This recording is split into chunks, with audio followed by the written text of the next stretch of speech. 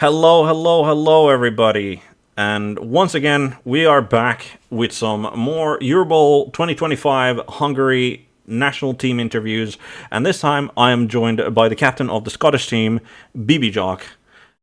How are you? Evening. Hopefully, you've been well. Yeah, very well. Busy in the final stages of preparation and looking forward to getting on the plane on Thursday. So yeah, keen for Eurobowl this weekend. I'm sure that everyone's keen for EUROBOWL. It is such a festival of Blood Bowl, after all. Yeah, But absolutely. but I generally like starting these interviews with a more of an in-depth question to you as a Blood Bowl player, in particular, your personal history of like with the game. So we'll start Yeah, from there, sure. and we'll start from there, and like what got you hooked? Because it is like we have to say that like Blood Bowl, like even among like war games and tabletop games, miniature games, like Blood Bowl is still and has been for a long time a fairly niche hobby to get into.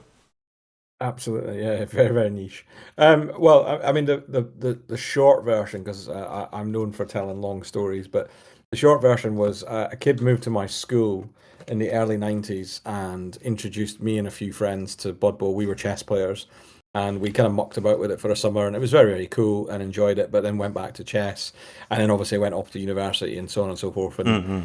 probably didn't think about Blood Bowl for another 25 years. And then randomly, for some reason, and I have no interest in like other Warhammer stuff, Mm, but Facebook decided to advertise Blood Bowl 2 at me mm, around about the time PlayStation 5 was coming out. And I mm, was like, oh, that was that game I played when I was a kid. So I don't know what possessed me, but I went 3 weeks without sleep to try and buy a PlayStation, which I eventually got. mm, And then Blood Bowl 2, because it obviously been out for years, cost me the princely sum of £5 English, or Scottish pounds even. And I posted on Facebook that I'd got this game, and lo and behold, one of the guys that I played chess with was like, "Oh, I'm on PlayStation and I'm in a league. Come and join me." And I was like, "Oh, that's cool." So I obviously joined the league and started playing Blood Bowl 2. And and one of the coaches that I got good friends with, mic'd up with during games, is like, you should come to Thrudball, which is quite a big tournament in the south of England in Swindon, glorious Swindon rugby club, and mm, it's a fantastic tournament. It's kind of, I would describe it as kind of the Glastonbury of Blood Bowl because your ticket price includes camping for the weekend and all the mm. food and stuff like that, and it's such a good tournament experience. If anybody's looking for a tournament to travel to in the UK, I highly recommend Third Bowl as a good experience. Anyway, I popped along to that. They gave me everything I needed because initially I was like, I can't go. I've not got any men, and I don't paint, and Mm-mm. how do I do this without, men? And they Mm-mm. said, turn up, we'll sort you out. As I'm sure you're familiar, is mainly the case with Blood Bowl community. If you're kind of struggling for getting started, someone will lend you a team. So I went along, and they also have a charity auction there. And in the charity auction, there was a really nicely painted third edition Dark Elf team. And I'd been playing Dark Elves on Blood Bowl 2, so I thought, oh well, I'll try and get that. Mm.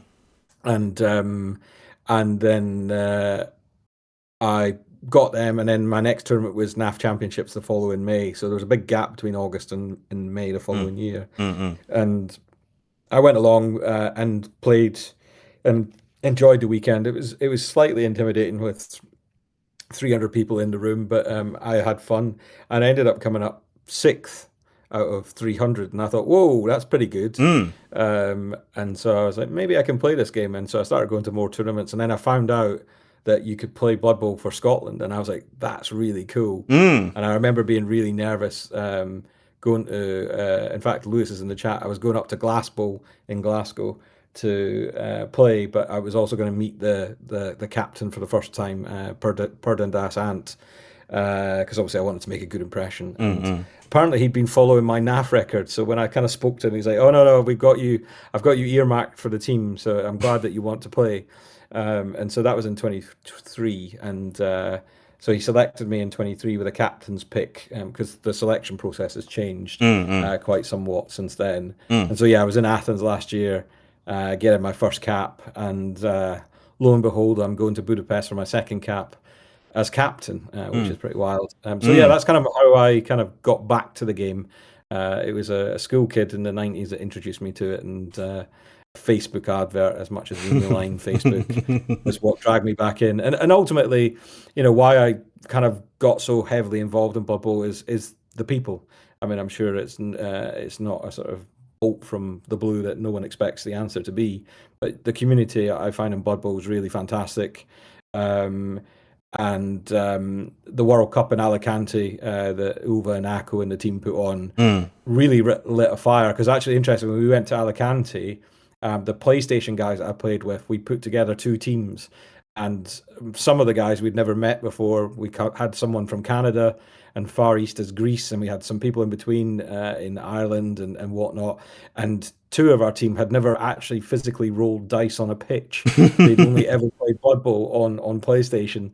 So it was really cool to get like 12 guys together, plus some partners and stuff like that. And it was such an awesome week because obviously we went for a fair old time. And that really kind of like lit the fire under me for traveling. So yeah, I'm now on 11 countries having played Blood Bowl in, and by the end of the year, because I've got a trip to Vienna in December to see JB and the Christmas markets I'm taking my missus with, I'll be on 13. And I've got a little project of 27 by 27, which is to play 27 countries by 2027. So I've got a bit more to go. Good. Yeah, quite a. That's a bit of background to how I kind of fell in love with the game and obviously the people that play. Speaking of the people that play, apparently some in the Scottish community are quite fickle, as Lewis has both stripped you of captaincy, and now that you've done a Class Bowl shout out, he has given you the captaincy back. So that's yeah, it's very hard to keep the Scottish crowd happy. They're a keen bunch, shall we say. They've got some dry and sharp wit. So, I'm glad to have the captaincy back. I'm sure I'll lose it at some point this weekend again when I lose a game. Technically, there's a thing that sort of that people say in Scotland that if I lose to a Scottish coach, then I lose the captaincy to them. And I think I'm right in saying that since I've taken the captaincy, I've yet to lose to a Scottish coach. So I think technically I'm still Scotland captain. And the odds of losing to a Scottish coach this weekend are pretty remote. If we are playing for another team, I'll be wondering what on earth's going on. Very true. I assume then that that losing to an English coach means that you're executed rather than just stripped of captaincy. But yeah, I suspect that might well be the case. Well, glad to have, by the way, Duke LeBro and Lewis M in the chat. And Lewis M says, "You sneaked a draw for me to cling on to it, lucky boy." And yeah, well, the champ only needs a draw. It's fine. Yeah. Like that's the champ's advantage, I guess. Yeah, indeed.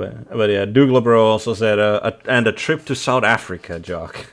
I know Doug LeBro. He's a coach based, in fact, in the same league as as Tony that got me involved in tournaments, and he's a South African lad, and he's organising a one-day tournament in Cape Town, which was it a 2-day? I don't know, I forget. But yeah, that sounds pretty sexy to me. A trip to Cape Town. Not this year, but maybe another year for sure. Yeah, well, I mean, since you are gonna be trying to tour multiple countries, like we've had the Australians where also there's three major tournaments over there. So if you're hunkering for some sunshine and such, I'm sure that they'd be happy to have you. Well, the Australian sun might crisp Pride. I'm very certain that if I stepped foot into Australia, especially in the summer, I would probably just melt into a puddle and disappear. Yeah. That said, though, I do have Australia earmarked. We've got a coach by the name of Mortal Wombat, which is a cracking name. he's actually an Aussie boy that lives in Scotland. And he's due to go back for work next year. So a couple of us have sort of earmarked some beds in his house to camp out with him. So I suspect I'll probably visit Australia at some point in the relatively near future for a Blood Bowl tournament. I think my Mm. missus might think me mad, but yeah, that's on the cards. I'm off to a Moracle Cup in Detroit next year. Is Mm. kind of the big one, well, or the furthest one. I'm Yeah, doing yeah. the full travel, and I'm heading out your way for. Is it the Summer Bowl Yeah, in Finland? summer bowling. Yeah, yep, that's one of Yeah, our so big ones. Yeah, I keep a very detailed diary. I've even got tournaments marked in 2027, as you can imagine, with the project of 27 by 27. yeah, yeah. Oh, So yeah, you should expect me in Finland next summer. I'm sure there'll be a glorious reception to it. Like we are as a like I've been talking to all of the Finnish community quite a bit, and we're trying to lure in, I guess, more people from the international scene to come and play. Like now that we're getting like proper tournaments set up as well. So as Yeah, the as I heard good things. yeah. Yeah, no, I just commented on it with the Finnish captain just a moment ago that like he said that like the we should try and get foreigners like to come to our country. We'll pick them up at the airport and show them a good time with the locals. And I felt that may be a little bit sketchy way of putting it, but like that is the intent, if nothing else. Yeah, Oh I'm very keen. Yeah, send me an invite. I'll be there. I mean, I've been chatting with Tonal yeah, on Discord about bits and bobs. We're yeah, working yeah, on stuff on the charter. So yeah. yeah, I'll be keen to sample some Finnish vodka. I'm sure we have a plentiful supply of that, of all things. Well, yeah. Before we get too entangled with the bits and bobs of just like yapping away at things, we should then move on to talking a little bit more generally about the Scottish team and like how do you form, like how do you have a dedicated sort of system, like that you kind of mentioned a little bit that there's been at least some changes to the system previously already, like on how the team is formed. Yeah, so for the last few years, we have had most of our squad spots go to automatic qualification based on performance Mm, uh, at Scottish tournaments. So if you do well in the Scottish tournaments, you gain points. Points mean prizes, and you get a seat.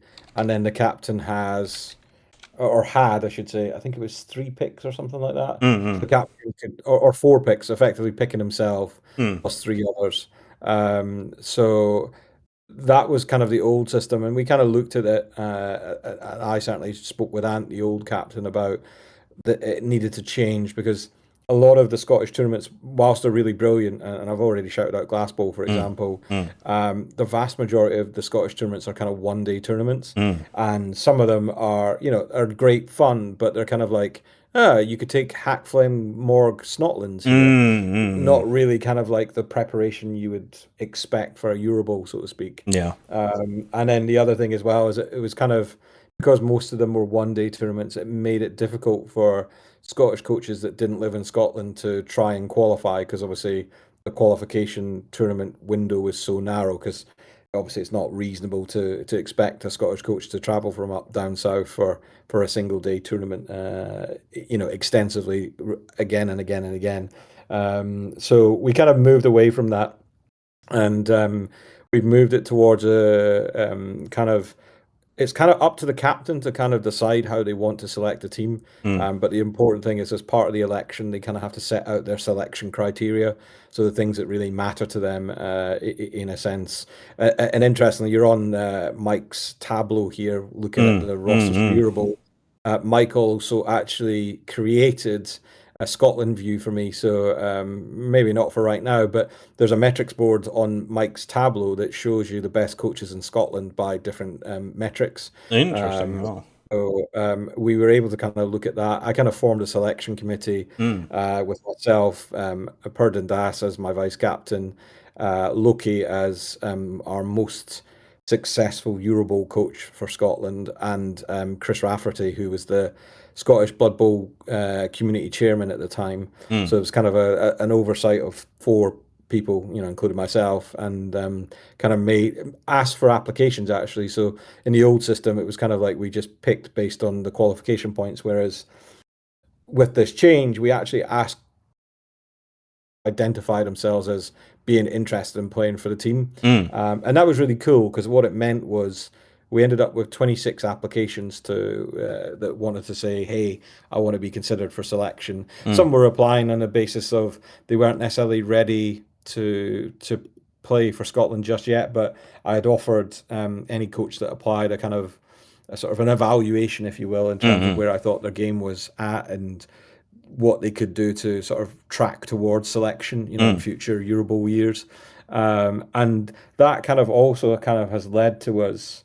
We formed a 16-man squad effectively. So we initially started with a 12-man squad of EuroBowl, Euro Open, and I only kind of selected who was on the EuroBowl about 3 or 4 weeks ago. mm, mm. So the original official 12 knew that they were going to Hungary. They just didn't know if they were playing in the bowl or the open. And then Mm, I had a development squad of four that had been selected to play in the open as potential future caps. mm, mm. And then we are sending a record-breaking 31 Scottish coaches to Budapest, That and it is, makes us the sixth largest traveling contingency. yeah, Uh, if you don't include Hungary, obviously as the home yeah, yeah, yeah, nation. isn't it? Yeah. Um, so yeah, I mean, like that in itself for me, like before a dice is even rolled, in terms of like the development of the community and encouraging coaches to kind of engage with a wider Blood Bowl community and obviously indeed get an amazing experience Mm, in going to Eurobowl, whether they're in the Open or the Bowl, it doesn't matter. mm,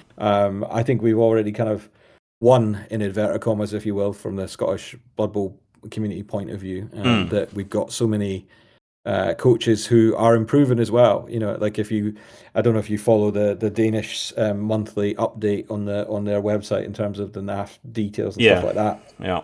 I, Uh, I I I oh have sorry. heard of it. I have heard of it, and like it's something that's like been at the back of my mind that I've occasionally taken a look at, but I'm certainly not like spectating it with any sort of eagle-eyed gaze. Yeah, so like I kind of religiously download the monthly update and I keep a Mm. spreadsheet. And I write blogs. I'm going to plug my blog. So if Yep. you go to scottishbloodbowl.com, myself and other people write blogs up there all the time from the Mm. Scottish Blood Bowl community point of view. But yeah, I kind of write obviously from the angle of Scotland captain, and Mm. I'm the former community lead, so I was very interested in developing the community in terms of having more coaches play, have coaches improve, and indeed have coaches travel. Not as far afield as Eurobowl necessarily, but certainly sort of down south to England and Wales where there's plenty of tournaments to kind of sate anybody's lust for big tournaments in that sense as well. So yeah, really pleased with how Scottish Blood Bowl is kind of developing in that sense. So Mm. yeah, delighted to have that many coaches that will be joining me in Budapest basically. Mm. Yeah, I'm glad to hear it, and yeah, like 31 is it's a lot of coaches to be taken in. Like we've like Finland is taking 28 in there, and like that's already like a big achievement for us in that we managed to gather so many like into our community as well. So yeah, no, it's Yeah, that's a phenomenal number when you yeah, think about it. yeah, For sure. yeah. So, and as you said, like I do like very much think that like I like your approach to the sort of like even like you could apply, and then like even if you wouldn't make the team, you still get like constructive sort of criticism out of it. You get like a veteran sort of viewpoint to like what you could do better, like that can only ever help, right? Assuming as we are that people are reasonable, and they're not going to they're not going to take it personally, like which Yeah, no, I think the response has been really warm to mm, kind of the feedback and stuff like that. And I mean, the other thing that's happened as a subsequently to that, I've had so many private conversations, usually on Discord, with coaches that didn't apply but are suddenly like, oh, um, I could play for Scotland. What do I need to do? And so mm, I've had so many conversations in the course of this year with people that didn't apply, but now have suddenly like because it's not automatic qualification, mm, they feel like there's a journey that they could go on. Mm-hmm. And so I'm kind of in a privileged position as the captain this year to be able to kind of help. I mean, I'm a good coach, but I'm not the most, I'm not necessarily the world's most experienced coach. I've only been playing for 4 odd years. So, Mm-hmm. I've got a lot to learn myself. So it's nice to have these kind of conversations with people that want to go on that Blood Bowl journey of their own. And obviously everybody has their own Blood Bowl journey that they want to walk, and for different reasons and different races and different silly side quests, as I call them. People have their own drivers when they play Blood Bowl, which is one of the things I love about Blood Bowl is that your measurement of success, if you will, Mm, or what you want to get out of the community, is up to you. mm, For me, one of the things that I really love and get out of the Blood Bowl community is this traveling aspect. mm. I've done a lot of traveling in my life, and I like to visit different countries and see different cultures. And why wouldn't you want to see different Blood Bowl cultures? As you kind of mentioned, I can't remember if we were on air or off air, but Mm. the Greeks go to the Italians Yeah. for Blood Bowl, and the meta and the type of play is vastly different. And so yeah, being able to see that kind of stuff as well is very cool. So yeah, no. Yeah, we got Douglas bro in the chat saying that he can play for Scotland, and can you? Are you sure Well, you want to make that declaration? does he have a kilt? That's my That's the first requirement. Fair enough. Uh, but yeah, no, it's yeah, as I said, it's very interesting to me as a not like when it comes to like how differently like people do it in different parts of Europe and outside of Europe as well, and like especially because Douglas says that I can, and he does have one. All right, you've cleared the first obstacle then. Good luck with the rest of them. Um, but yeah, as like even in like the British Isles, which like I assume like you play probably quite a bit with the Irish and with the Welsh and the English like national team players and like other top coaches like from those nations, like it like, and you have I like different ways of going about forming the team, like in Scotland and in Wales and in England as well. So it's very interesting, even though you're sort of all mixed up together in like it feels for most tournaments, right? Yeah, I mean it's an interesting one. Like if you kind of look at the other nations, and certainly when I was thinking in the Athens year about how I might like to stand for election for captaincy, Mm, mm, I was a student of selection systems, if you will. mm, And interestingly, the old Scottish system was fairly similar to the old Welsh system in that there was a lot of automatic places mm, awarded. mm, They had a slightly more complex qualification system, and it was slightly more open in terms of what tournaments could apply mm, mm, in that sense. Whereas the new system that we've got has actually moved towards more towards England, and interestingly, England copied us in the sense of creating a squad of 12, because I'd talked about that before Dan mm, had kind of instigated it on the English side. So we're probably, if you're kind of saying where are you today, I would say that Scotland has moved towards kind of an English type system, although the English system has kind of developed as well. mm, And we used to be a lot more like the Welsh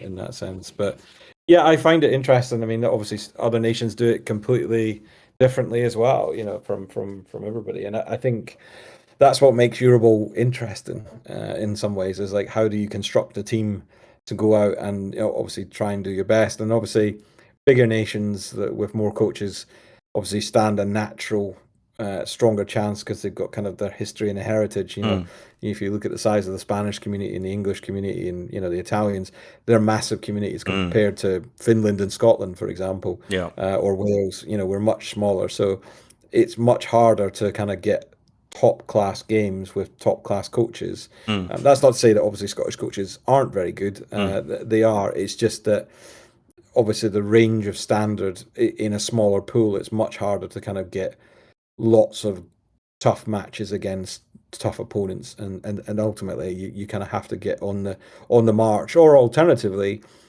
for Scotland to build some excellent tournaments. We've got Mulligan's as the Scottish national. It's going into its third year in Glasgow next March, first weekend in March. Still got tickets available if you fancy a visit. And then we've got the Scottish Team Championships, which is also in Glasgow.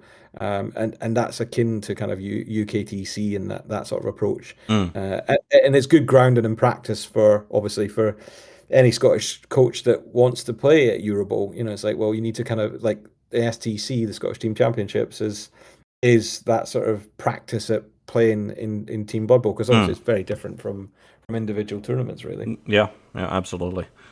We got Lewis M is saying that rampant alcoholism is stopping him from going to Team Scotland, and I always figured that wasn't going to be an obstacle, like to. Yeah, I was going to say. I mean, I'm not sure. I'm not sure we can accept that, because we've got Valen in the squad, and I don't think there is a bigger Scottish drinker in the world than Valen.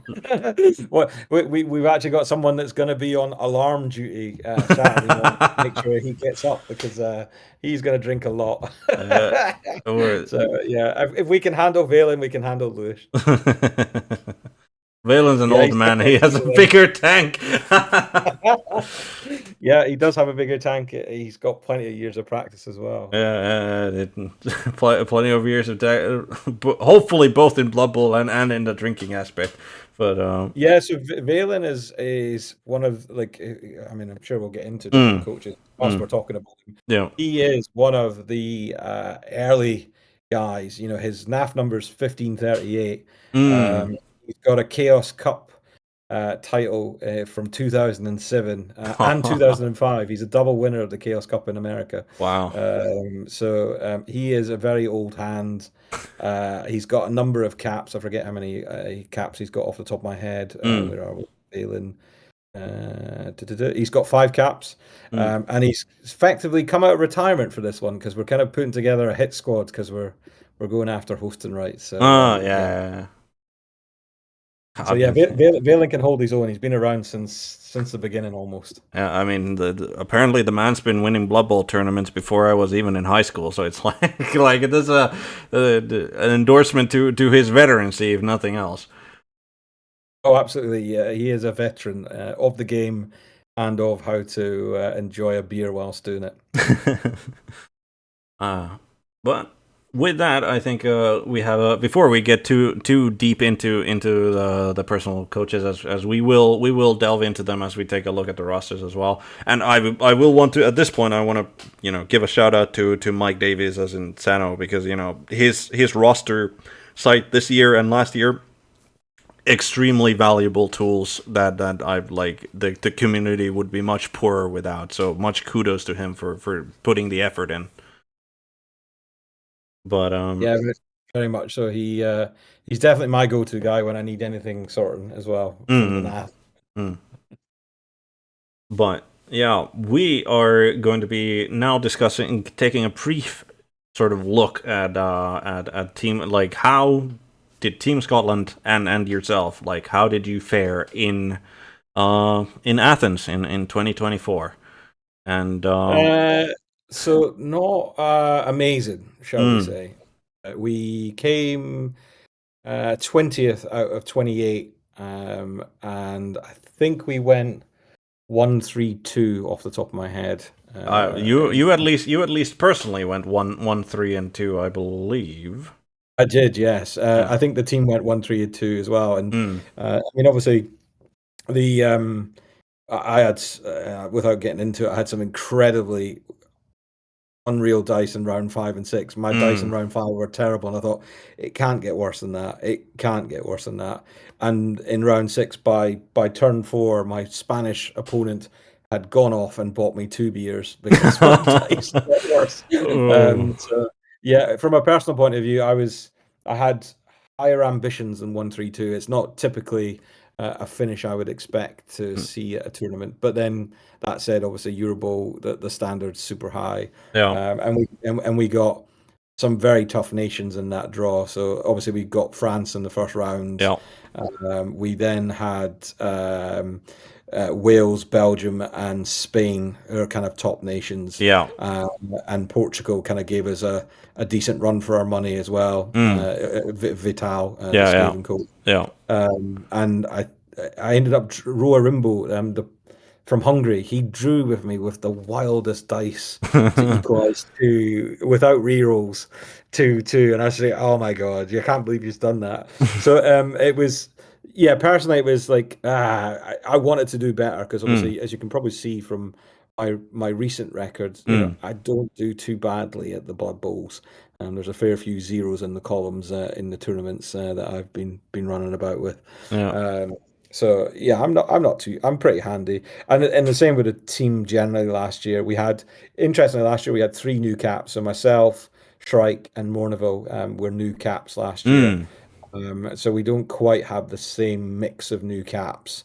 So I think that was probably a challenge as well. And we were kind of missing some old hands. So Mm. Mm. Stan was on the organizing team, so obviously wasn't playing. Mm.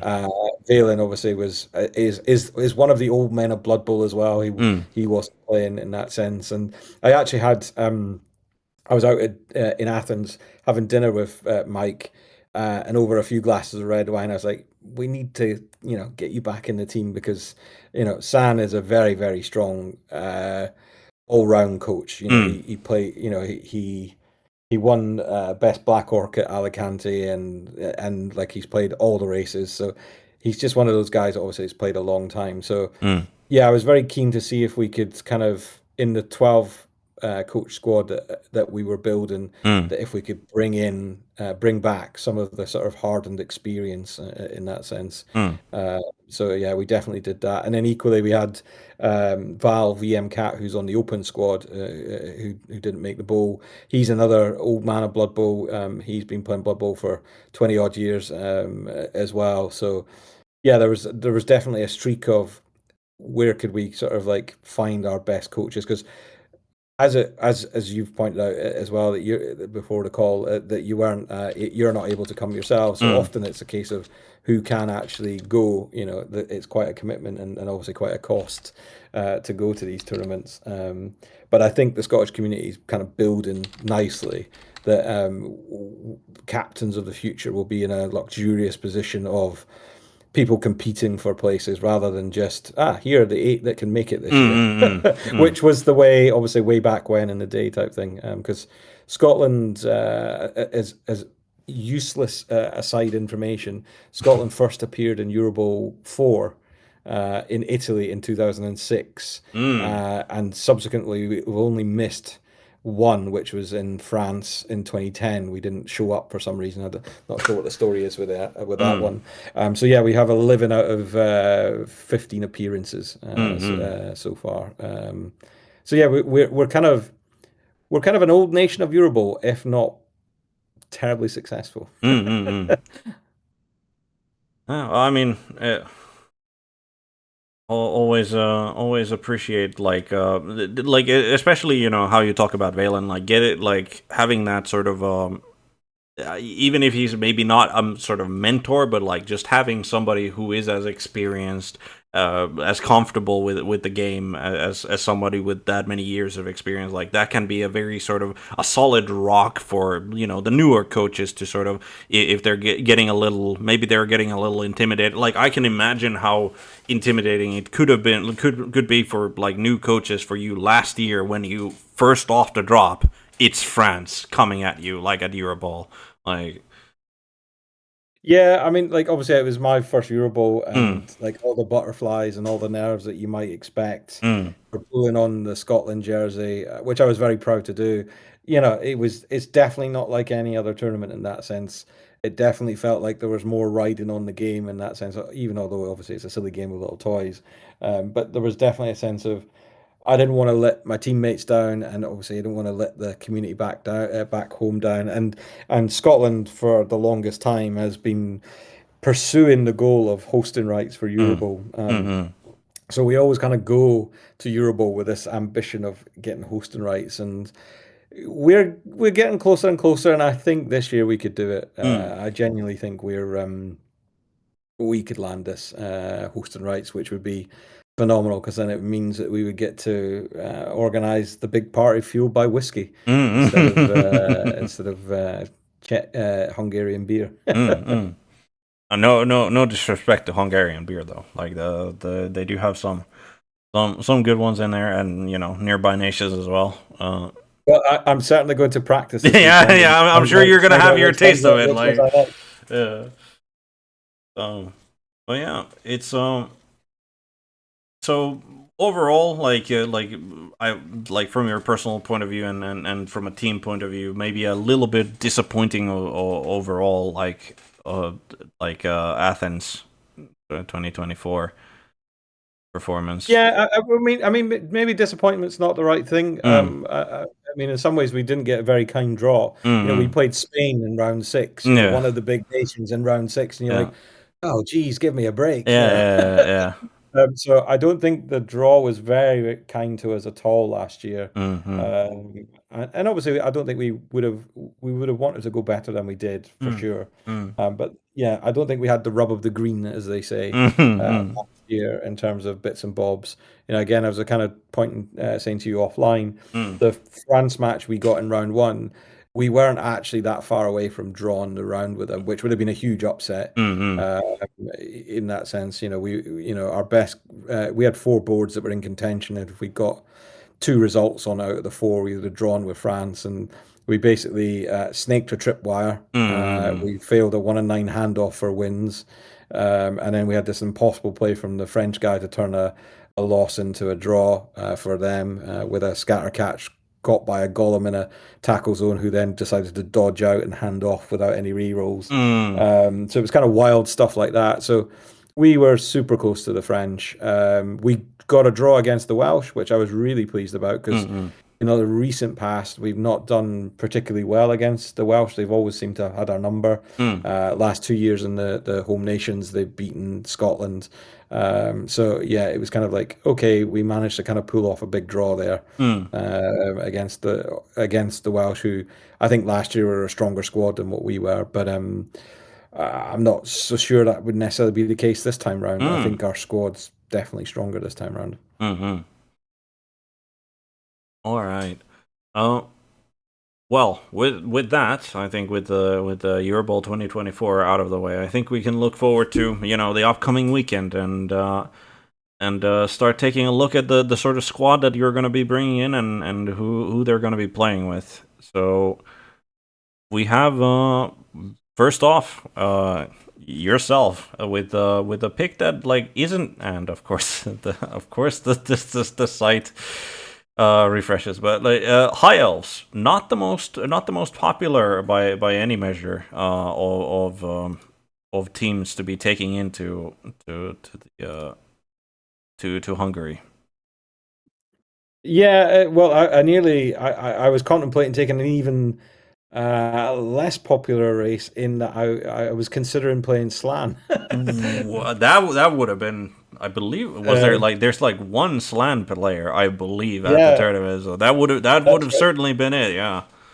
Yeah, indeed. So I nearly took Slan because I've got a tidy record with Slan, and they're fun to play. And I kind of shied away from taking Slan in the end because I was kind of like, well, I'm captain. I've kind of got to manage 8 boards or 7 boards as well as my own board, so I don't really have the scope to be mucking about with frogs. And so I kind of landed on High Elves because I'm a Dark Elf coach. I'm sure if anybody's looked at my NAF record, you'll see that I've played a lot of Dark Elf games. That said, I'm one shy, I think, of 50 games on High Elves, which isn't too shabby either. And so yeah, the rule set without kind of like rehearsing the old stuff that's gone by over the past year was very, very unkind in my view to Dark Elves, and so much so we've only got 3 Dark Yeah. Elves in the bowl, and I think that says enough. That's enough commentary to say that I don't think the rule set was as nice as it could be. I get the whole point of trying to expand the options, and then there's certainly different races that are in the mix that wasn't in the mix last year. But I think philosophically, they could have achieved that without necessarily sort of kneecap in some races, and the Yeah. Dark Elves felt like the one that was the most kneecapped, if you will, Yeah. out of the big races. So it meant that my beloved Dark Elves were out, and I kind of needed a race that I could autopilot in inverted Mm-hmm. commas. It was, I need to win my games as well, but Mm-hmm. at the same time, I can elf with the best of them. So it felt like high elves were the next best ticket. Although that said, I know a lot of people have taken Elven Union, but I'm a scaredy elf coach. I don't like AV8 Mm-hmm. new money. It's mass AV8, so the Union kind of scared me. And Mm. certainly with Mighty Blow tackle running about, I was like, that's just a bad game away from wrecking my dreams, so to speak. Yeah. So yeah, I went for high elves, and obviously skill wise. Probably a slightly different approach from some, in that I kind of wanted to make sure I had my forward dodge in there so that I could be as mobile as possible and Mm. sort of reposition Mm. nicely. I think one of the things that I enjoy with high elves over dark elves is just the luxury of movement eight. Mm-hmm. It's such a difference having three movement eight guys Oh on the yeah. pitch to do repositioning in that sense. So I wanted to make sure they were as mobile as possible. Mm. And then I went for a wrestle dodge stack in that, maybe I've seen wrestle frenzy or wrestle tackle out there, or even wrestle strip ball Mm. is a very powerful combination. But I do like the kind of survivability that you get with the Rog over, a Rackle or a Mm. Wrestle Strip or whatever in that Mm. sense.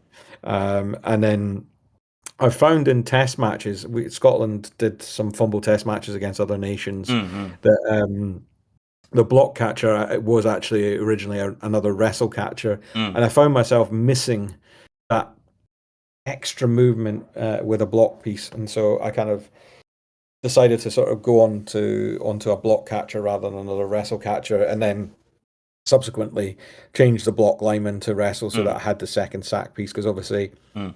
if you only have the wrestle dodge catcher, that's really your only sack piece Yeah. potentially. And so I didn't want all my eggs in that basket in that sense. And then I've taken a kick lineman. Many coaches and good coaches as well will kind of slate the idea of kick that block is more valuable, or Mm. whatever the case may be. Mm-hmm. But uh, when you've got this many skills that you've kind of already sort of lined up on the roster, Mm. I really like what kick brings to the equation. It kind of is a bit anti one turn. If you're down in a match and all you've got left to throw is a short kick blitz, Mm. you've got that in your back pocket with kick in that sense. Mm. Or if you're playing against a bash team that struggles to get up the pitch, whack it deep, Yeah. let them Yeah. come back at you for a full 8 turns. Like, yeah, okay, it's not necessarily being used every time, but I think it's an interesting skill that is not, yes, it's a situational skill, but I think it's a really powerful situational skill in that Mm. sense. So yeah, and then obviously I had to take a leader thrower to kind of get the extra reroll, Mm-hmm. 12 men's without Apple. So yeah, that's kind of my roster. Um, Small, proud, silly side quad boast.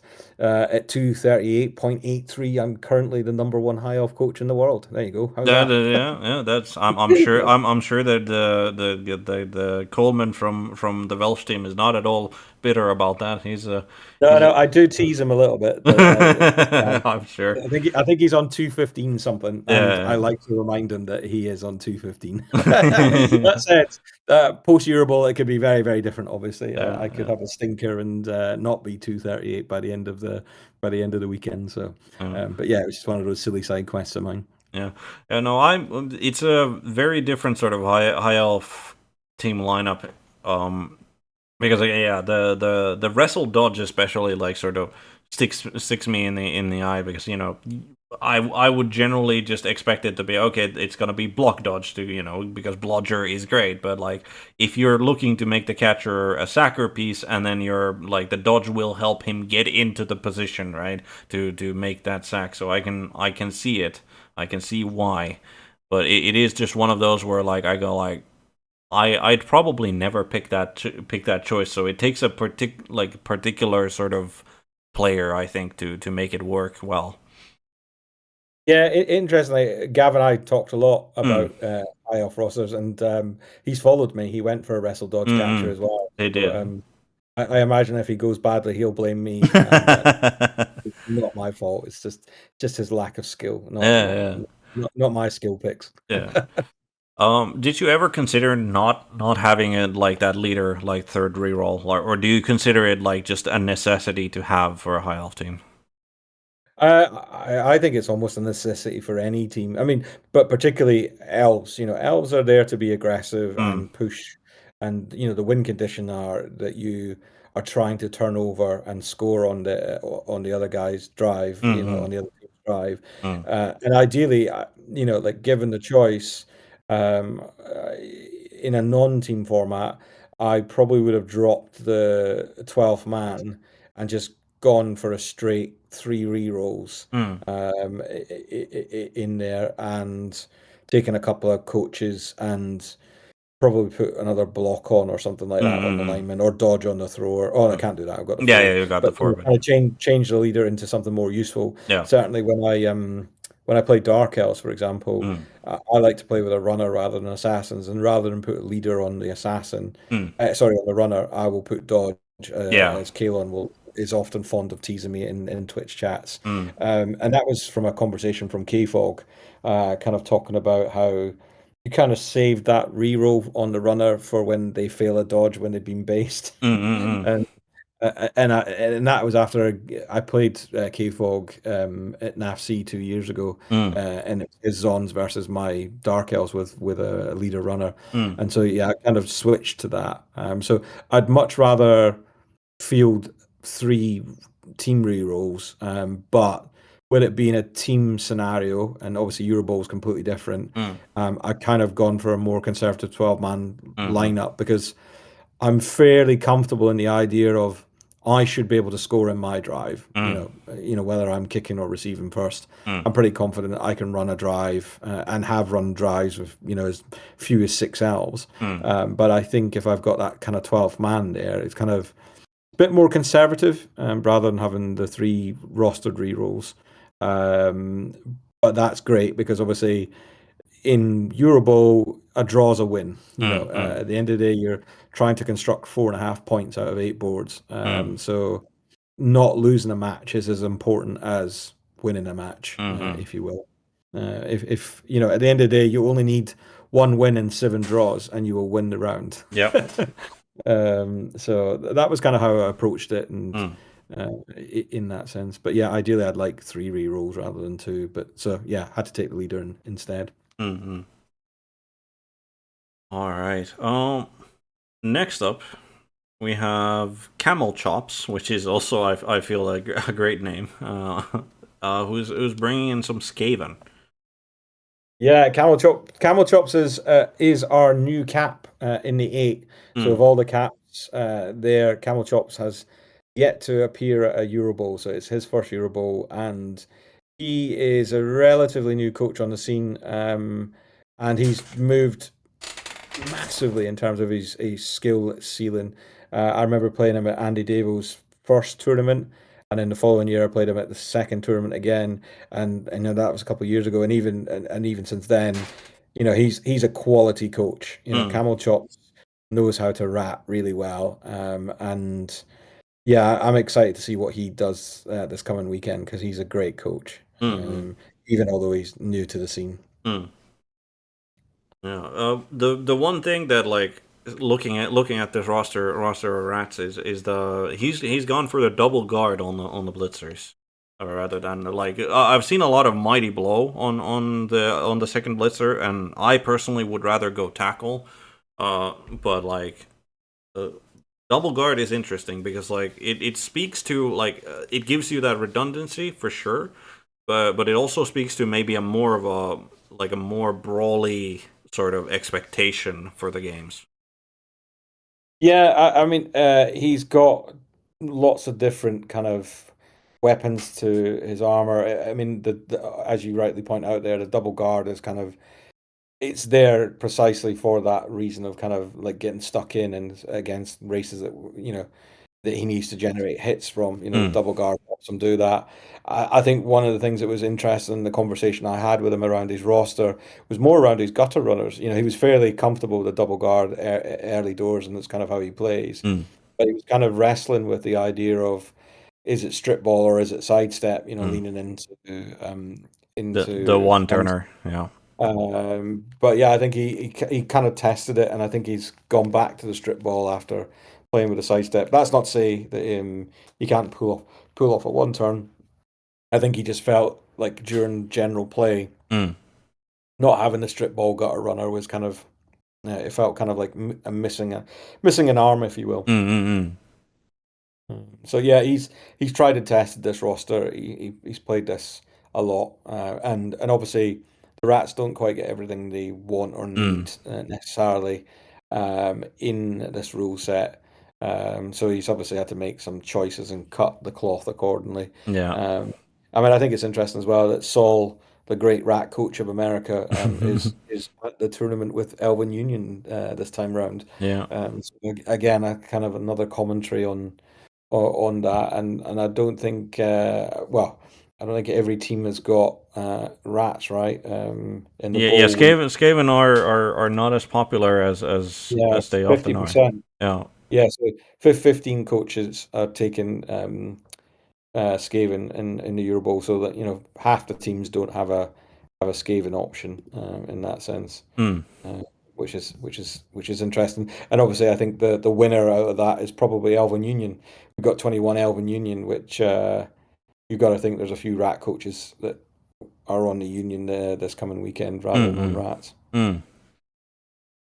Yeah. No, it's there's been more than a few sort of Skaven coaches that I've heard to grumble a little bit about the difficulties of making it. There's been some who decided that the second blitzer was the cloth that they were going to cut rather than the fourth gutter runner. And I think that's an interesting way to take it. But if I were to, like, I'm no Skaven coach, and so I don't think they really fit my playstyle. But I think I'd rather not cut the second blitzer, just because, I mean, again, as I said, I would take tackle over the second guard just to have that extra tool that, like, for the matchups where it makes all the difference in the world. But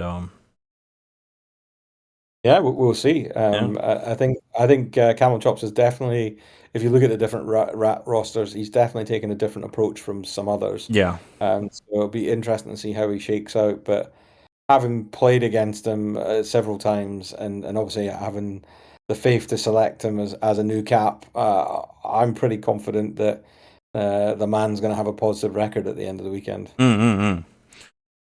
Well, it's always probably nice for him to hear that his captain's got good confidence in there. So Yeah, the name I have for him is, he is my go man. So when I tap him on the shoulder, he needs to go. yeah. I mean, Yeah. it certainly makes sense for the Skaven player to be that. Yeah.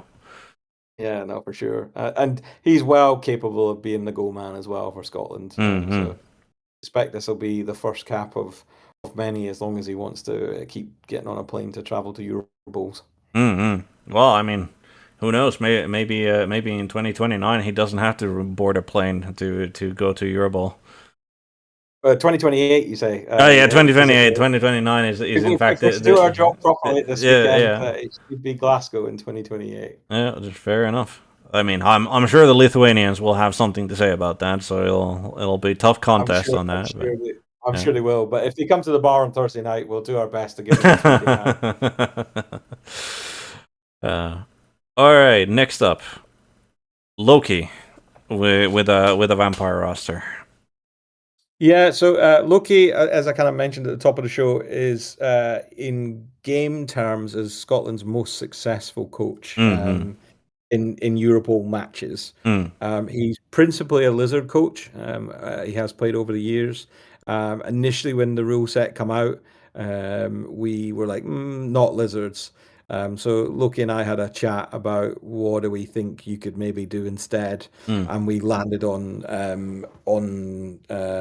vampires because it was one of those things of, well, you've got long enough to have a play. Let's see how you go with them. Mm. And again, I think if you look at the fact that there are where are we? There are 22 vampire coaches Mm. out of 30 this weekend.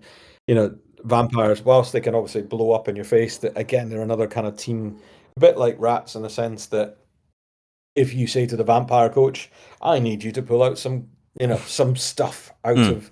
out of the nether regions to, Mm. turn that draw or that loss into a win," they have the equipment to do that. So Mm. Mm. uh, after chatting with Loki, it was kind of like, right, go off and have a play with vampires, see what you can manage with them. And he had a good season with them. Some nice performances. He was part of my team at the Scottish Team Championships, and we won. Mm.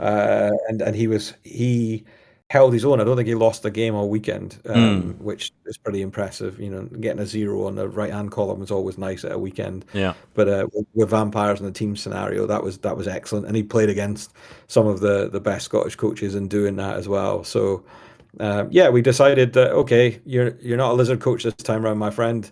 You're going to go vamps, and obviously he had a good old chinwag with Torquemada, who, to my mind, there isn't a better vampire coach on the Mm. planet. Mm. And so he kind of built his roster with a bit of input and from chats from Torquemada. Mm. He's not gone for the frenzy strip ball option Mm. with the blitzers, but gone for the block strip ball in that sense. And interestingly, I've played a bit of Vamps, and I come down the other way. I prefer block frenzy rather Mm. than the strip ball, Mm. rather than strip frenzy.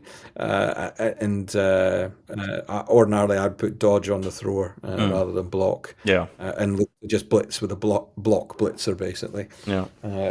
But I think that's one of the things that's nice about vampires is that, and to be fair, it's probably the rule of thumb for most Blood Bowl races is that there's no one right way to build, right? Mm. There are different ways to skin the cat, so to speak, Mm.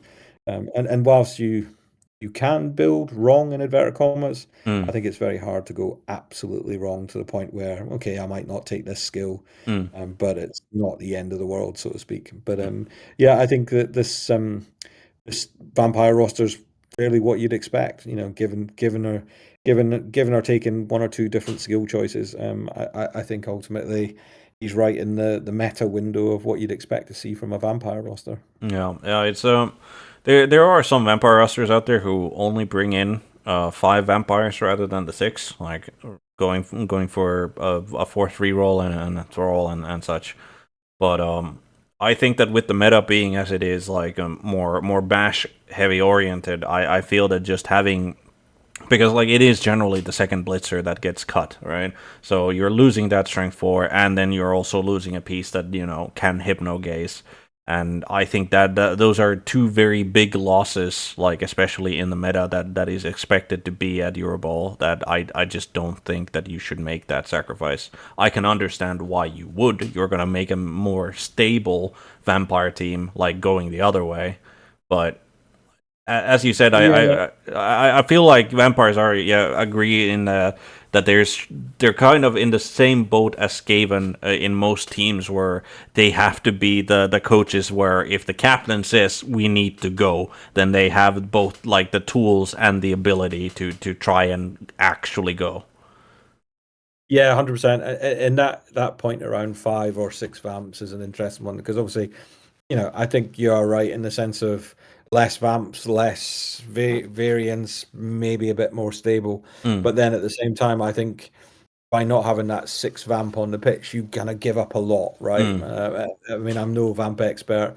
I've only got like maybe 20 games on tabletop with vampires, but even with 6 vampires, I'm always looking around going, where's the other vampire?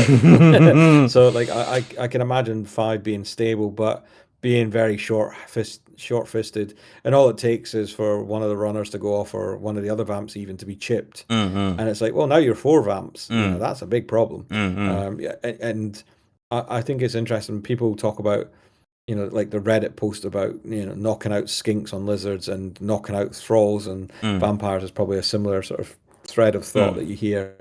But for me to beat vampires, you have to go after vampires, Yeah. because they're the ones that do things. So I think if you're on 5 vampires to start with, even just losing one of them down to 4 just feels like, okay, you're not really a vampire team anymore in Mm. inverted commas. Mm-hmm. You just don't have the equipment to go, as you rightly point out. And I think if we look at the fact that there are more vampire teams than there are Skaven teams this time round, Mm.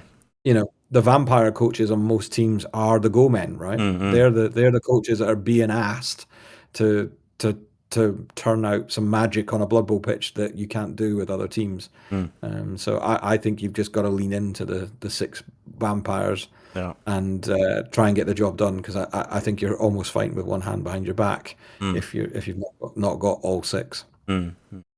And I mean, it is like the like hypnotic gaze as a just an ability that you have is can be such a potent tool against so many different teams. Like, it's not just the bash teams. It's all like you can cancel out several things, like, stand firms obviously, but also like, sidestep, which can very annoyingly get in the way if you have like a pro elf blitzer that's got blodge and diving tackle stacked in, and the sidestep, right? Same thing with like necro whites with their sidestepping guard pieces, right? Like, it's hypno gaze is just like, if it works, right, and like getting as many opportunities to make it work is I feel like very crucial for the vampire team's like success rate. Yeah, for sure, absolutely. All right, we have Purdidas? Pertinax, yes. Purdidas. Yeah, so most captain, if you will, of Mm. Scotland, a 4-time Scotland captain. Unfortunately, we've had to have a change up to the lineup. Some family stuff's come up, so Ant won't be joining us in Budapest, unfortunately. Uh, But he is replaced, promoted from the Scotland Open team, the very able and capable Lord Garlic. Again, another old hand. You would think with a name like that, he would be a vampire coach. No, no, he I think he would be the staunchest opponent of vampire coaches with Lord Garlic. Like, Yeah, true. So yeah, he was actually playing humans in the Open. mm, So it felt like an obvious kind of promotion. I think he's a 4 or 5 time Scotland cap. So he knows his way around a Blood Bowl pitch in a EUROBOWL context as well. mm, So yeah, unfortunately, Ant won't be with us, which is a real shame, because he's one of my favourite Blood Bowl coaches to hang out with. He's mm, such good fun, mm, and he brings such a even although he's been captain over the years, such levity and a good time to the table, even with carrying the responsibility of captaincy. mm, So he will be missed, not just in terms of his ability as a coach, but just for the good times around the beer mm, table, drinking a few beers together, mm, in that sense. So, but yeah, he's been replaced by Lord Garlic, mm, who is running a fairly, or was planning to run a fairly similar roster to this one. mm, I think looking at this roster, I was fairly kind of, like a bit of a steer, a bit of thoughts on different rosters, and Ant went through a different couple of different makeups with these things, and he's got what you'd expect: 3 guard, might tackle, mighty blow, mm. guard ogre. The only one in there for me that is not to my taste is the sneaky get Yeah. catcher. Yeah. I'm not a fan of it, but at the same time, it's a play style, right? Mm, So we'll see how Lord Garlic picks it up. I don't think he had the sneaky get catcher, so there might be a little bit of an adjustment. mm, But yeah, the human roster's got everything it wants. Really, it's got 13 men, 3 rerolls, fourth with the leader thrower, and an mm, apple as well. mm. And then he's got the mighty blow tackle removal machine, fingers crossed, for Yeah. when he rolls into the vampires and the Amazons and the rats and Mm-hmm. all the soft, squishy stuff, Elven Union. Yeah. I think that's one of the. I mean, in some ways, I applaud the rule set that the TOs have made, because whilst things like Amazons and Union and so on and so forth feel like an obvious, Mm, like, oh, we must take Union, we must take Amazons and vampires too, mm-hmm. there has been some mighty blow tackle sort of unleashed. So we've got human rosters in there.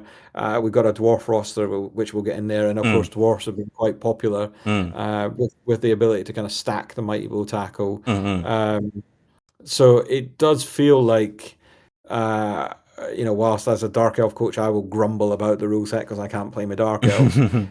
Um, there is a kind of yin and yang to this rule set, and I think the human roster is maybe that yang that you wouldn't ordinarily see them in a EuroBowl 8, Mm. but this year I think there's a fair few teams that have kind of gone for it. Yeah, 12 of them, I In believe. fact, 12, yeah, 12. So obviously not like super popular, Mm. but at the same time, there's enough representation there to say that the coaches across the continent have deemed them viable. I Mm. mean, obviously there'll be plenty to analyze Yeah. post events and so forth. But yeah, I think this is going to be a kind of steady roster that should be pulling in draws, and if Mighty Blow tackle or Sneaky Get fires off, then attrition should convert draws to wins ultimately. Mm-hmm. Is kind of my thinking, and of course you can never rule out kind of one turns.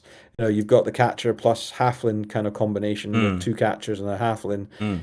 Obviously you're going to bench the halfling for when you've got the one turn, Mm. and you then leave the opponent with the age-old question of, so how do you defend against this one turn when they can do it two different ways? Yeah. In that sense. So yeah, I think it'll be interesting to see how Lord Garlic takes these guys and Yeah. does a job. Again, had a conversation with Lord Garlic at the start of the season. Mm-hmm. He's a bit of a necro coach, bit of an undead coach, can play humans.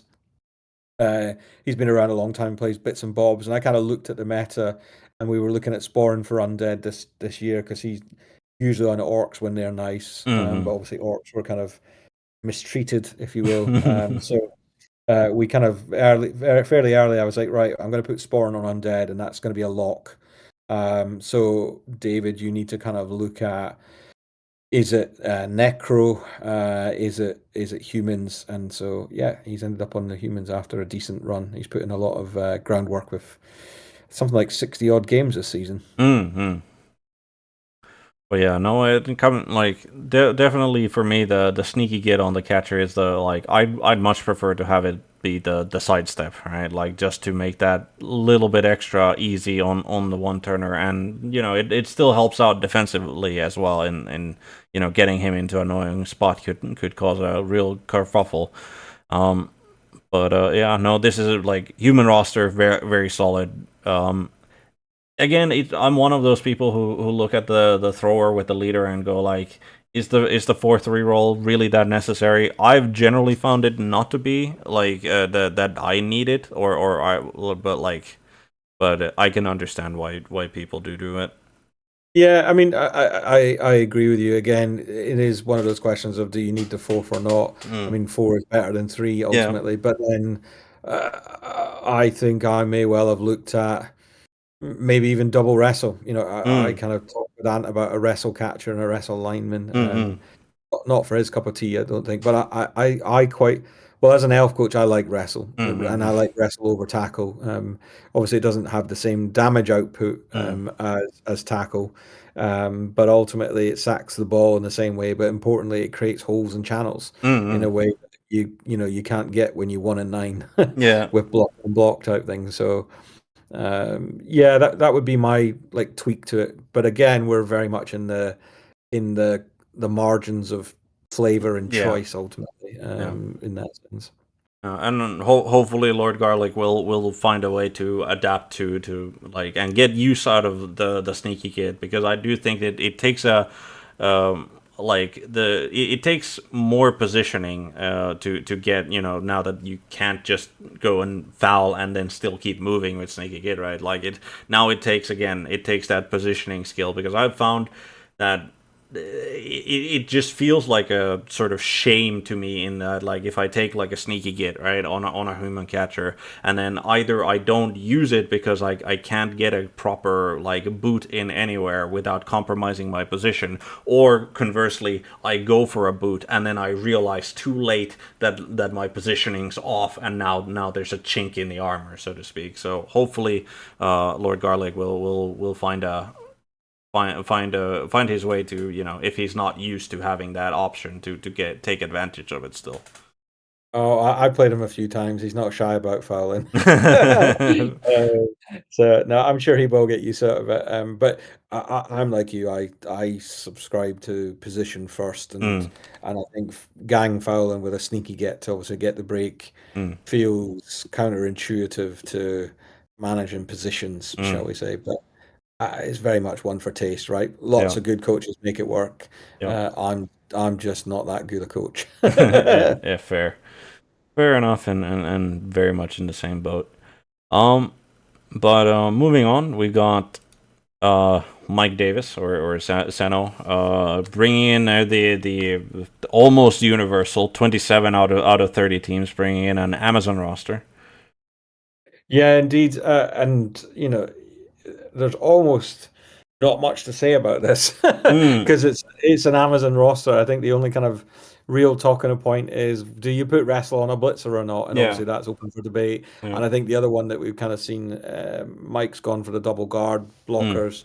It seems that there's been a shift in the recent past to go one block, one guard. yeah, yeah. But again, I think we're in the realms of flavor. Mm, One thing's for sure, though, is that Mike will go very, very well. He's an impeccable coach. I wanted, obviously, Zons were an auto pick in terms mm, of race, but I wanted a really strong coach on them as well because we don't have an Amazon specialist, if you will.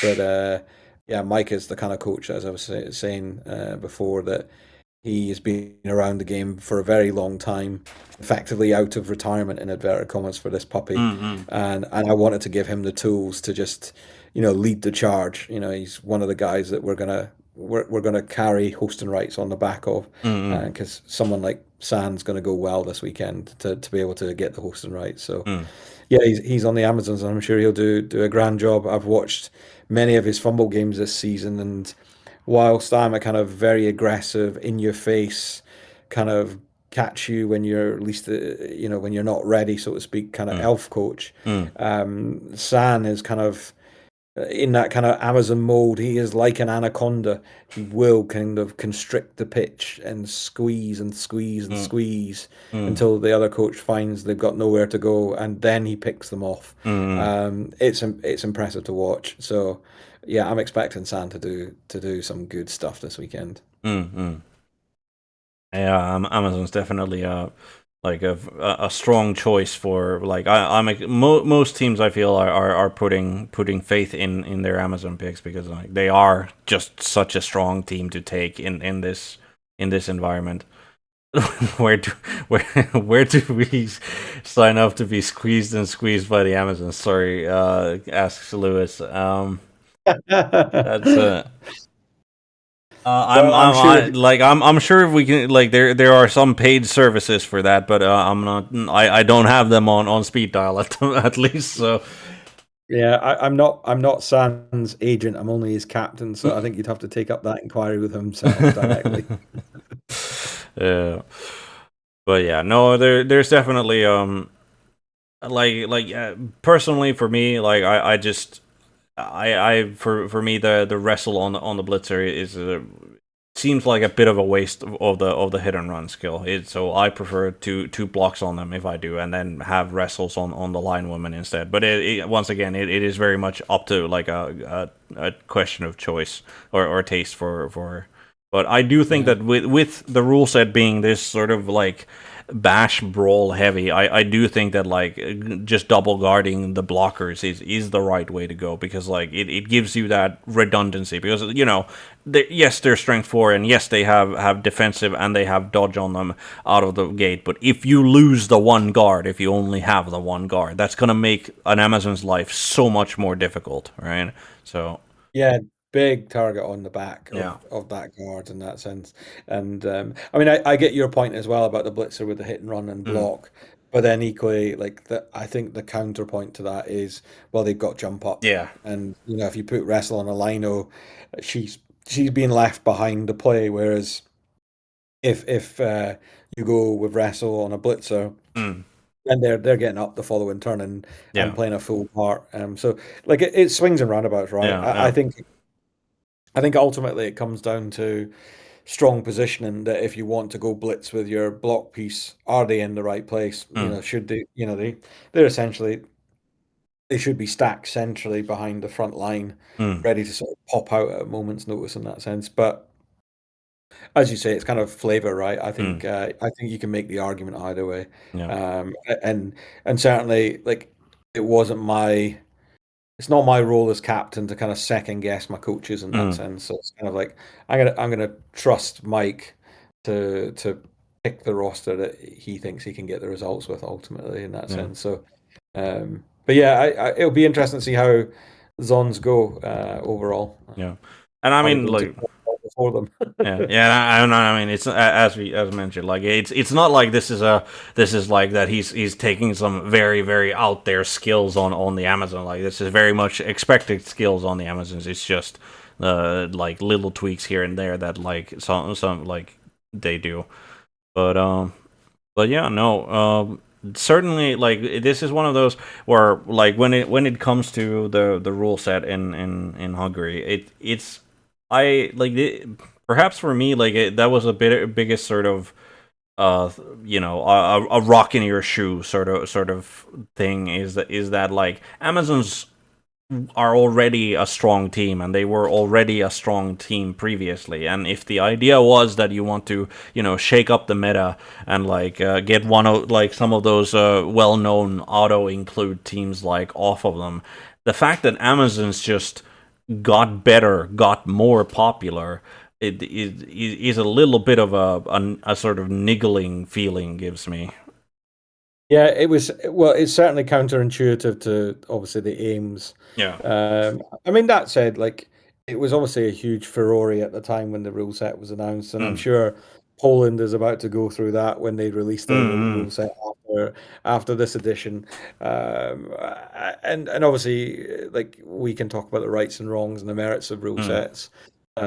For sure, and certainly at Eurobowl, it does make a massive impact in terms of it is, the most competitive tournament on the planet Yeah. for Blood Bowl. It also importantly influences a lot of tournaments across Yeah. the continent and across the world, even for that matter, for that year, because people either like to practice it or, like to give coaches an opportunity to play it that are not going to get to go to Eurobowl and stuff like Mm-hmm. that. Mm. So there is a little bit of responsibility, but then I think at the end of the day, come Sunday when the sort of the shirts are being swapped and the hugs are being given out, no one's going to be talking about the rule set No. ultimately. It's certainly one of those things that when you've got nothing else to think about, we can have a good old grumble, and it wouldn't matter what the rule set was. Someone somewhere is always going to find something to grumble with Yeah. in that sense. But yeah, I mean, you are right. The Amazon roster just suddenly got magnified into well, as Jimmy Fantastic's probably been fond of saying, is like, who are the three nations not taking Amazons? Yeah. Yeah. Because it's just like, if you were a betting man and you went down to bookies, you wouldn't have got very long odds in saying every nation would have an Amazon team. Yeah. They would have lost the bet, but it would have been a very big surprise Yeah. that they did ultimately. Yeah. So And that, yeah, it'll be interesting. yeah, having interviewed one of those teams, which was the Czech Republic national team, is one of the three that do not have an Amazon team. Um, it essentially came down to the fact that simply did not have in their community anyone who felt comfortable playing Amazons in such a high stakes tournament. Was the reasoning? Yeah, I mean that's completely fair. Like one of the things that I've done as Scotland captain this time round is, sure, I've looked at the meta and went, oh, okay, these are good races. Hmm. But for example, we don't have a union Yeah. team there because we don't have, like a purist elf coach in that sense, or like to that standard, and Hmm. certainly not on Union necessarily Mm, that was available to us. We've got one or two that play. Guys like Chile mm, is a very good Union coach, but he's got a young family and so couldn't come. mm, So mm, I very much built my team with a balance of coach ability and race as well. I subscribe to the idea that if you put in 8 coaches into EuroBowl, which is about as pressured as Blood Bowl gets, again, obviously it's a silly game, but mm, people put pressure on themselves. mm, mm, But if you're going to be put into that position and you know that you're putting coaches in that position, really in an ideal world, you want them to be in their wheelhouse or their comfort zone, if you will. mm, So the idea of making someone play a race that they're not comfortable with, um, because it's better on in meta terms, strikes me as a bit of a uh, short-sighted potentially, and sort of like, yes, okay, so Amazons are great, but as the Czechs have kind of pointed out in their chat with you, mm, hey, we don't have an Amazon coach, mm, so why would we play them, even though they're very good? mm, They don't have someone that's comfortable with them, and I subscribe to that. That's how Scotland's approached mm, building our team in our races. Is being in combination with who do we think are good coaches, but then equally what can they play? Because we've mm, got in Scottish Blood Bowl terms, we have a surfeit of decent orc and undead coaches, mm, and you can only have a maximum of two of them. mm, So ultimately, there's going to be a lot of disappointed orc and undead Scottish coaches that don't make the squad because, unfortunately for them, you can only have two of them. mm. So yeah, I get why they don't have an Amazons in that sense. So nothing against them at all. We've certainly tailored it, and I imagine as we move on to Shrike in a second here, Mm. you will be saying, "Oh, lizard men, what's that all about?" Yeah. No, it's certainly like as we were speaking of people who would be who were going to be grumbling about there's been a lot of lizardman coaches who have been doing the grumbling. Yeah, I think if you can't have your 6 block and all your tools, your rerolls and your apples, Mm, you're going to feel a little bit maligned in that term from a lizard coach point of view. mm, Interestingly, so I had originally ruled out lizards. mm, I thought, like I was in that camp of these things can't work. mm, They just don't get enough. mm, And then I was at Blood Bowl on the Rock in Malta mm, this summer, and due credit to young Nightsword, 14-year-old coach, he's fantastic. He's come across to the home nations a couple of times, and he is a really brilliant coach. But he'd come up with a roster for lizards that made it work quite nicely. And I don't know if you've looked at the Malta roster yet, but essentially it was putting a leader on a skink, on the chameleon mm, skink, mm, and having the apple, but then having one naked Saurus and mm, one tackle, and then the rest block. mm, mm, Uh, Strike here obviously hasn't quite gone that way, but Strike is kind of like the eighth seat, if you will, in terms mm, of between him and the guys in the open. mm, It was a very, very close decision. Ultimately, I had Lord Garlic on humans, mm, maybe Necro. I had Talon Bay, who was maybe Necro. VM Cat, who's a Chaos chosen, and then I done Goofed, who's an Orc coach, and Shrike, who is a Lizard slash Rat coach. mm, And obviously, we've got camel chops on rats, and we were sitting there thinking, lizards aren't really great. mm, And it come down to a question of form.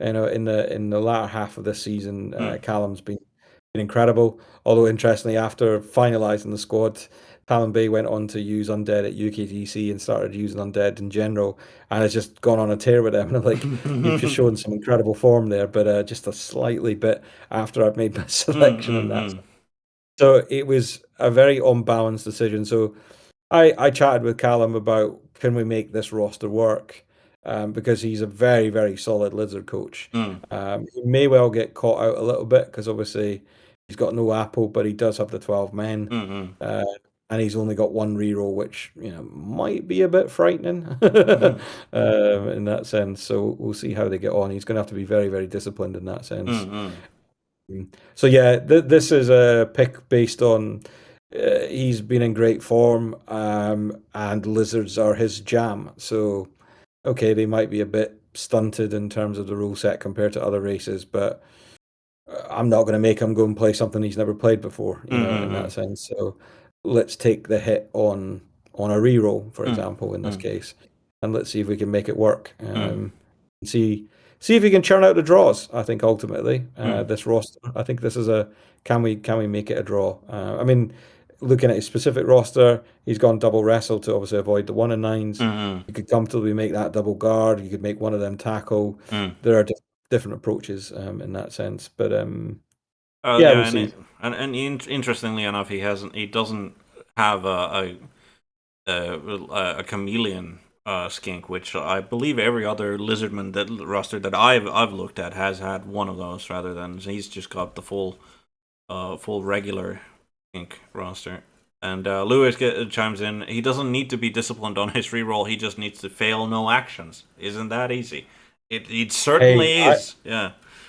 indeed. I mean, the amount of coaches that I play against who never roll double skulls, Mm, like it's possible, just not for me. yeah. Yeah. Yeah, I think his job, and this is one of the other things I've talked to about my Mm, coaches, is that they each have a job to play in the eight, and they're each building towards the 4.5 points mm, every mm, round. mm, And at the end of the day, you don't need to have eight rock stars that win 8 games all the time. I mean, mm, lovely if you could, mm, mm, but ultimately, if he goes in there and pulls out draws, he's doing his job mm, in the squad ultimately. mm, Solid Lizardman coach just banging away draws, and obviously Skink's nicking in and nicking the ball where he can, gets a nice favourable blitz here or there type thing, or mm, rain comes down and a bash team can't pick up the ball, whatever. mm, mm. Um, there are opportunities there that hopefully he can exploit. But yeah, this is about as comfortable as it gets for Shrike. So yeah, I'm sure he'll be adding to the tally over the course of the weekend. Mm. Yeah, I genuinely do think that the lizardman coaches who like abandoned the lizardmen because they couldn't have their 6 blocks. I felt like even from the beginning that they were being made like too pessimistic about it. I'm probably one of the like my roster would be like more radical. Like you said that the wrestles could be two guards and like I or a guard and a tackle, and I genuinely think that I would probably go maybe even more radical than that, in that I would put like one of the 4 blocks would become a tackle and then the two wrestles would become guard.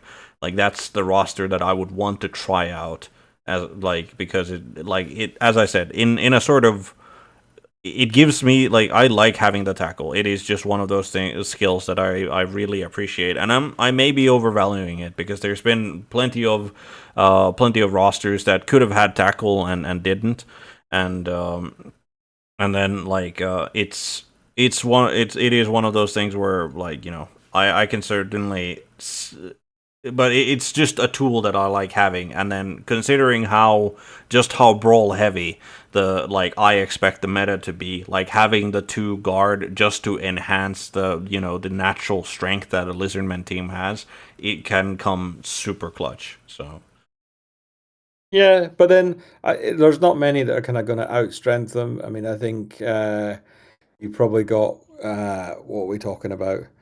What was I going to say? mm, Chaos mm, is a pick in my head that kind of yeah, potentially rivals with the big guy in the mm, four, the Chaos Warriors in that mm, sense.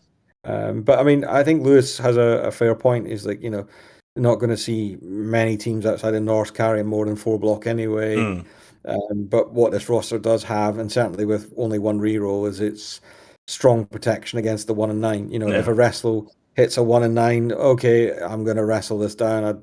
I ideally don't necessarily want that, yeah, but it's not a turnover, and I don't have to contemplate burning a reroll on it. yeah, In that sense, and it almost feels like the one reroll is kind of reserved for the sack pickup mm, mm, mm, type thing rather than oh fuck I failed a block. yeah, You kind of he's just gonna have to eat that stuff all weekend, knowing mm, that the one reroll is for yeah, something super important. And in some ways that like that can set you free. Mm, Like if you've got rerolls to kind of burn, so to speak, mm, then do you get frivolous with certain rerolls when actually the right decision might be to just let it go? But because you've got rerolls in mm, hand, you think, oh, I'll reroll that. mm, mm, Whereas I think with one reroll, he's going to be super picky with that. yeah. So maybe that lends itself to kind of sharper play.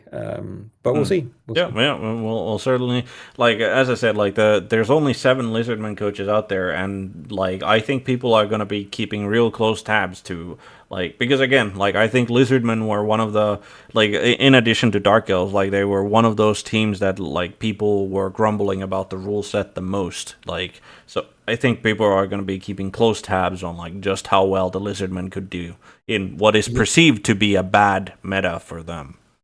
Yeah, 100%. I mean, I'm not sure if it's necessarily a bad meta, but certainly the rule set when it was first published, the instant reaction was dark elves and lizards are dead. Yeah, yeah, yeah. And whilst I would contend that that is true for dark elves, being a dark elf coach and being very, Mm, very sad about it, mm, I don't think it's necessarily the case with lizards. They're not amazing. mm, Like there are probably there are better races out there than mm, lizards for sure. mm, And that's why you're only seeing 7 of them. mm. But in the hands of a lizard coach that knows what they're doing, they can still do work. Yeah.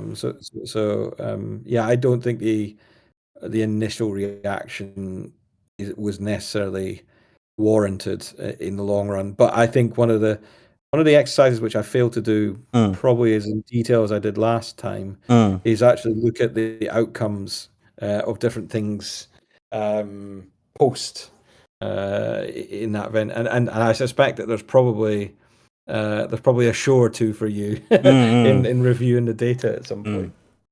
point. Certainly is, yeah. Lewis, Dark Elves lost the skill potential on 2 positionals. That was what killed them more than anyone. Not enough good blitzers, no safe witch health. Yeah, very very true. Yeah, but Yeah, very. but yeah. Moving on.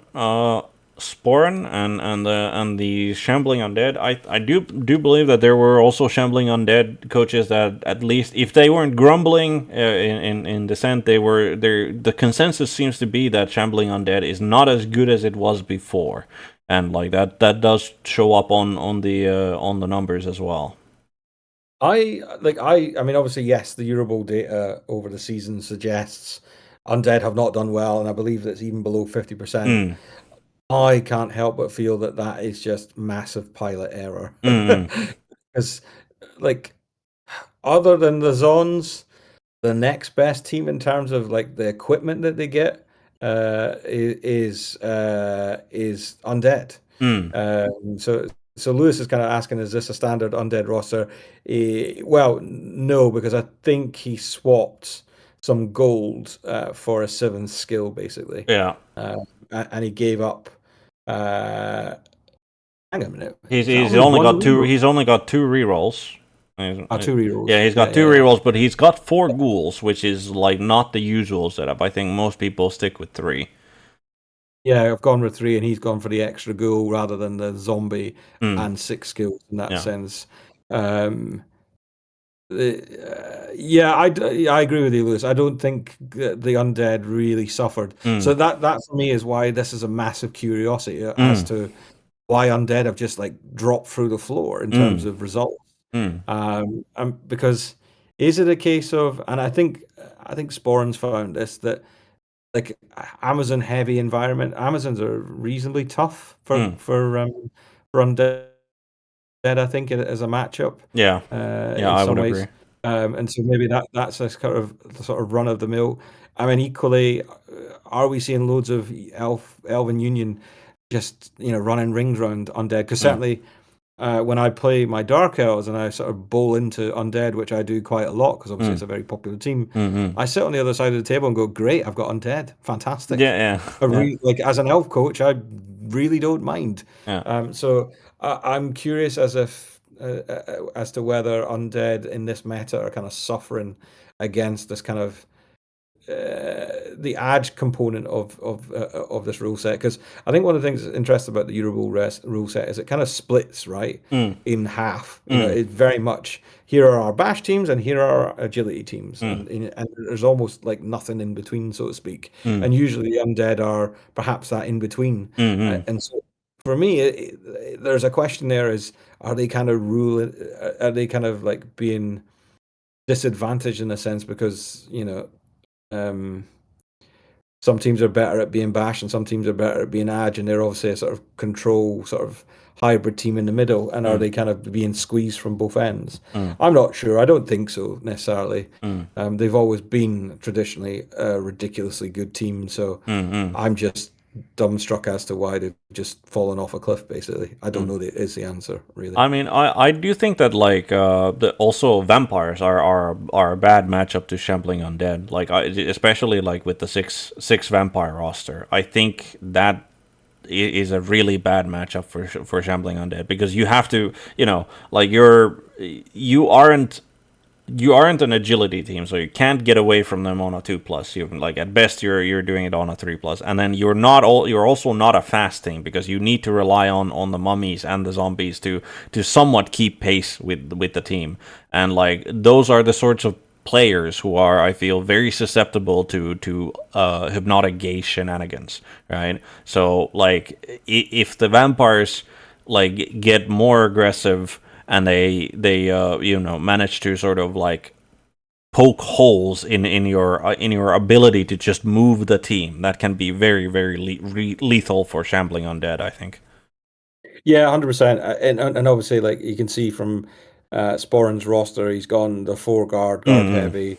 He's ready for a fight. Yeah, But as you kind of point out, the vampires don't do fighting. They sort of nick in, hypno everything, and run away with the ball. yeah. And so I don't think undead are necessarily geared towards that. So yeah, I've not asked Mike to unpick the data on that, but Mm, yeah, I'd be curious to see what the undead win rate is against yeah. vampires, and have we seen this year more vampire games being played Mm, in that sense? But there we are.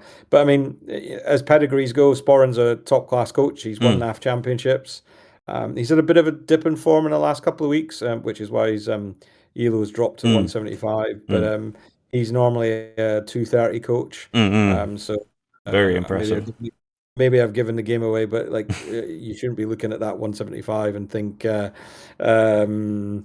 that that's where he's at.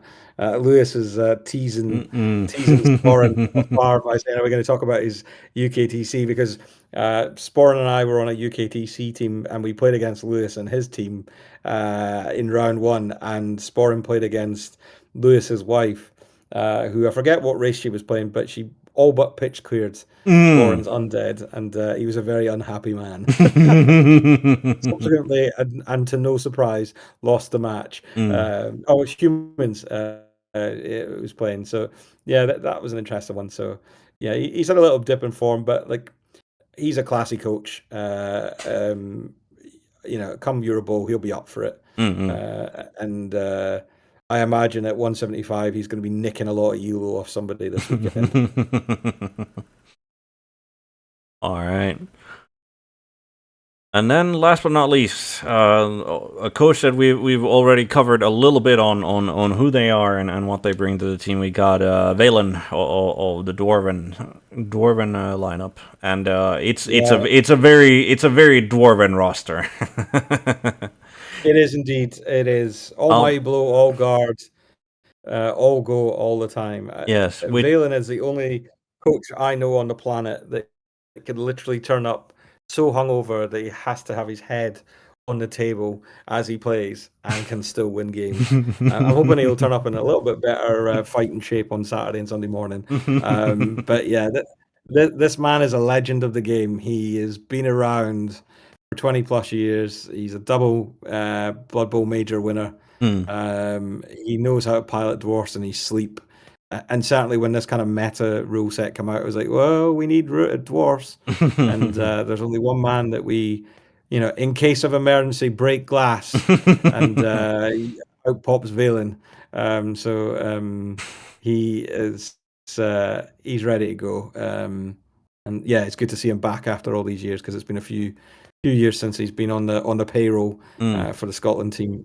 So yeah, he's back along with the likes of San mm, to really get going in that sense. mm. And just having a quick look, when was he last in the lineup? Portugal 2017. I mean, So yeah, it's yeah, been a few years. quite a few years. Yeah, yeah. Yeah. But but yeah, looking at his roster, like the skill picks are as expected. But the thing that isn't expected is that he's gotten two troll slayers, but only one blitzer. Like that is not a choice that most dwarf coaches I feel would make.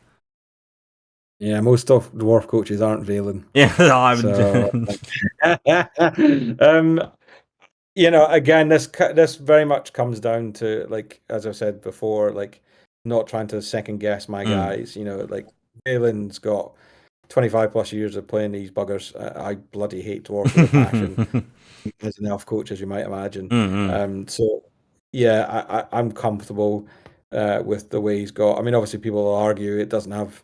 They've got one less armor. Mm. They've still got fixed skull, right? Yeah, So yeah, it should be fine. yeah. Um, and indeed, like the double troll slayer kind of gives them wing control on either side, and Mm, obviously the dauntless against the bigger teams mm, will come into play as well. So yeah. yeah, I'm not about to gainsay the man because he's going to be, as you kind of talked about earlier, anchors. He's going to be one of our anchor coaches that we're kind of like, you almost pencil in a draw with this guy, Mm, start the round, mm, and then it's a question of did Mighty Blow pop off, mm, and he's got enough of it to see if it can pop off. Yeah, Lewis is saying your dream is he runs into zones all week. I mean, I think realistically, if Valen gets out the gates really fast and does really well, that he sits on the top boards, mm, probably bowling into Amazons mm, mm. that are going well as well, type thing. And it's kind of like, bang. I mean, obviously, the guard defensive strength four girls kind of combat dwarves Mm, in a way that Zons didn't before. mm, But I would still fancy the Mighty Blow tackle en masse mm, for Valen to want to receive the ball and just make mincemeat out of them. mm, So, yeah, very traditional, good Christmas filling for a pie. mm. In these shores, a bit of mincemeat. So yeah, I mean, I don't think there's much to say about the roster. Obviously the curiosity for some will be the double slayer, but he's got everything he needs. He's got three rerolls. He's got Yeah, guard. He's got mighty blow. Like, what else does a dwarf coach need? yeah. Yeah. I mean, and several opinions on that certainly because like we've been seeing wrestle on a runner as one of the staples in at least having one of those. But like the double troll slayer pick to me speak like especially without either of them having like stand firm speaks to me about his like confidence in his ability to both like project that sideline threat and not get punished for it. Well, like with the frenzy, right? Yeah, I mean that's the thing is like he is confident and not unduly so. He's Mm, got years and years of experiences in the bag mm. as a Blood Bowl coach. Yeah, I'm just having a quick look. Where are we? Yeah, he's got just shy of 200 games on these puppies. It's his main Jesus. race. That's probably more games than you've played. Period. Yeah. Probably, yeah, quite Um, likely, yeah. It's fucking. I mean, and I yeah. mean, the fact that he's been played all of those with dwarves is even more amazing because dwarves are many don't consider them to be like the most um exciting of rosters to play. So No, and they're not. And I think the funny thing this time round, obviously, is like last year and in general, you probably don't see too many dwarfs mm, rostered on a EuroBowl 8. But the same token, the way the meta has kind of shifted with mm, this tournament, dwarves are completely viable, which is why it's one of the most popular races. I mean, yeah, you've got 20 out of the 30, so two-thirds of the yeah, teams in EuroBowl taking a dwarf coach with them no, in their locker, and that's because in this meta, dwarves have got a job to do. And I think dwarves are where you start building your 4.5 points. Mm, You really ought to be putting a half point next to the dwarf. mm, And if Mighty Blow does a job, then it's a win. mm, Like for me, obviously I'd want more than this, but almost the perfect weekend from Valen is 0-6-0. mm, mm, Give me the 6 draws that I need, and then can convert one or two of them into wins, even better. mm, mm, I mean, obviously he may well bundle into a wickedly quick Union roster that does him on a kickoff event or whatever type mm, thing. mm. He knows what he's doing in that regard, but you never can tell. I mean, obviously it's not the race that you point at and say, "Okay, Valen, it's go time," because the dwarves ain't going nowhere in that sense. So yeah, he's just got to be rock steady the whole weekend, Mm. and he's definitely got a pedigree that says he's rock steady at the bar, and I'm sure he'll be rock steady. Right. Um, but with that, I think there's one more thing that I'd like to call out in this roster of coaches and races is that you are missing one of the most popular races in, like, not only the Elven Union, but there's no necromantic to be found here. Yeah, yeah, indeed. I mean, I was very keen on Necro, and so much so that both Talonbay and Lord Garlic were running Necro this year, Mm, and um, it was just a form thing. Like I think Callum really outshone them towards the end as I was looking at selection. I think, if I could have my pick again, so to speak, the mm, desire would be to have a Necro there instead of Lizards, but I went for faith in my coach rather mm, than the faith in the race, so to speak. mm, That a strong coach in form on a race that they like can get a job done. mm, But yeah, of course, Necro's one of the great races in this meta with the very solid anti-one turn, and elves hate them as well in terms of like trying to stop their drive or even advance against them in that sense. So yeah, they're not there, but you kind of have to work with the tools that you've got in mm, terms of mm, coach experience and what they play. In the same way that obviously like the likes of the Czechs don't have an Amazon coach, seems wild, but at the same time, if they don't have someone that plays Amazons, you're probably sending someone in to just get slaughtered because they don't mm, know what they're doing with Amazons. mm, mm, In that sense, so it's kind of similar with Necro in a way. Um, Slightly stronger coach in Shrike on a form basis only mm, uh, was ready to go, in that sense. So that's why Necro's not there in that sense. And then Union are not there because one of the common questions I get asked these days as Scotland captain from Scottish coaches is, so how do I get selected for Team Scotland? mm.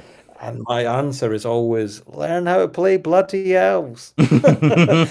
Because Scotland has a lot of orc and undead coaches and Mm, bash coaches. We're a very bash heavy meta, mm, which probably isn't actually that unusual. And again, I've looked at the numbers, mm, and actually, percentage wise, we're right in keeping with other nations in terms of like percentage of games played with the likes of orcs and undead versus elves. mm, I did some broad analysis on it, but realistically, like good coaches play edge and get them to play a tune in a way that other coaches don't. mm, They give coaches agency that you don't have in other teams in that sense.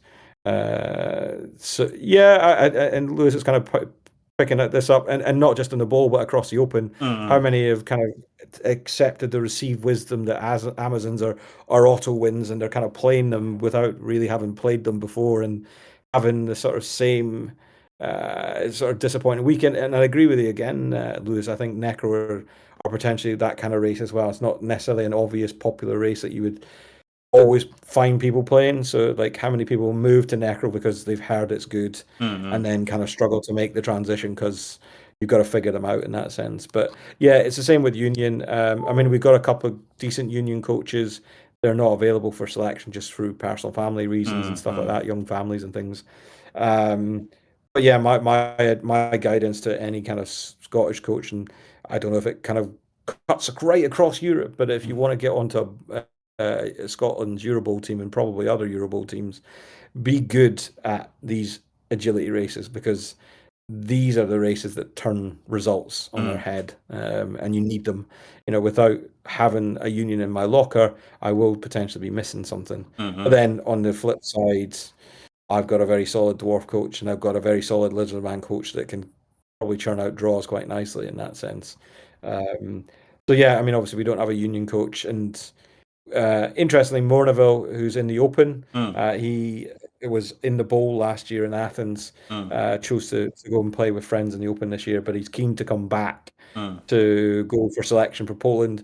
And interestingly, this year he's been working his magic with Wood Elves. So he's really taken my hint to heart, and he's gone off to learn some woodies, and it turns out he can play them. So you may well see him back in a Scotland top next year, in that sense, depending on obviously who the captain is, Mm-hmm. because we'll decide that obviously post Budapest. If we don't succeed, perhaps my head will roll and Lewis will give up the drink and become the next Scotland captain. You never know. Mm-hmm. Right. But with that, I think we've gotten more than a good look at the coaches and the rosters on the Scotland team. So next up, I think the last of our sort of big topics is where are you aiming at? And like obviously you're aiming to, like you mentioned it, that you're aiming to secure that coveted of prizes, which is being able to be the home nation for EuroBowl. But is there, like, on the sort of leaderboard, is there a specific shot, like, spot that you're actively hunting for? Yeah, I mean, the first primary objective is win hosting rights, which means that if Lithuania come 30th, we need to come 29th. Mm. Like that's the objective. I mean, that said, I don't think Lithuania will remotely be anywhere near 30th, sadly. Mm. So we've got a fight on our hands in that sense. Mm. I mean, if you look at our kind of past performance of the last two Eurobowls, Mm. so in Greece we were 20th out of 28th. Malta we were 22nd out of 24, Mm. and you kind of have to go back to Wales in 2018, which is only three Eurobowls ago, but Mm. obviously it's a long while ago in terms of like coaches playing. Mm. We came 11th out of 22, so right in the middle of the field Mm. in that sense. So for me, hosting rights, tick, got to be done. Otherwise, what are we doing? We need to get you guys to come and see Scottish hospitality up close and personal. But I think if we were to say where in the 30 would you like to come, I think I would say to you I'd like to shoot for the top half. Mm. So 14th or better Mm. ultimately, or Mm. 15th or better. Mm. And we would break our duck in the last couple of years of being in the 20s, and sort of get down to the teens, if you will. So Mm. yeah, 15th or better would be good. I mean, it's interesting because I don't necessarily hold much stock by it, but if you were to look at ELO by race played, we're Mm. apparently the 10th highest ranked ELO, Mm. Mm. which I was a bit surprised at, if I'm honest. I didn't think we'd be that high up the list in the ELO terms, but equally, it doesn't mean anything. For example, you've got Purple Goo, Mm. who's taken Elven Union, and he's never played them before, and he's got 150 Elven Union, and of course, he's not a 150 coach. Yeah, yeah. So obviously, you can take ELO with a pinch of salt in that sense. But as I've kind of been alluding to all throughout this show, Mm. this team is stronger than last year's team, without Mm. doubt. Mm. I mean, even myself, I'm a stronger coach than I was last year. I'm 1 year on in terms of Eurobowl experience. I know what to expect from a coach's point of view. Obviously, I've got the steep learning curve of what it means to be a captain, because obviously that's a different kettle of fish Mm. altogether. Mm. Mm. But yeah, if you look at the team, you've got Loki, you've got Lord Garlic, you've got San, you've got Valen, and latterly Sporin, who have been round the block, at least 3 or 4 times each. Mm. They know what's coming. Shrike obviously got his maiden cap last year, and as did I. So he knows what's round the block now as well, and he's on a race that he's comfortable with. And whilst obviously Camel Chops is a debut cap, Mm. he's a super accomplished rat coach. So he knows how to play his game of Blood Bowl.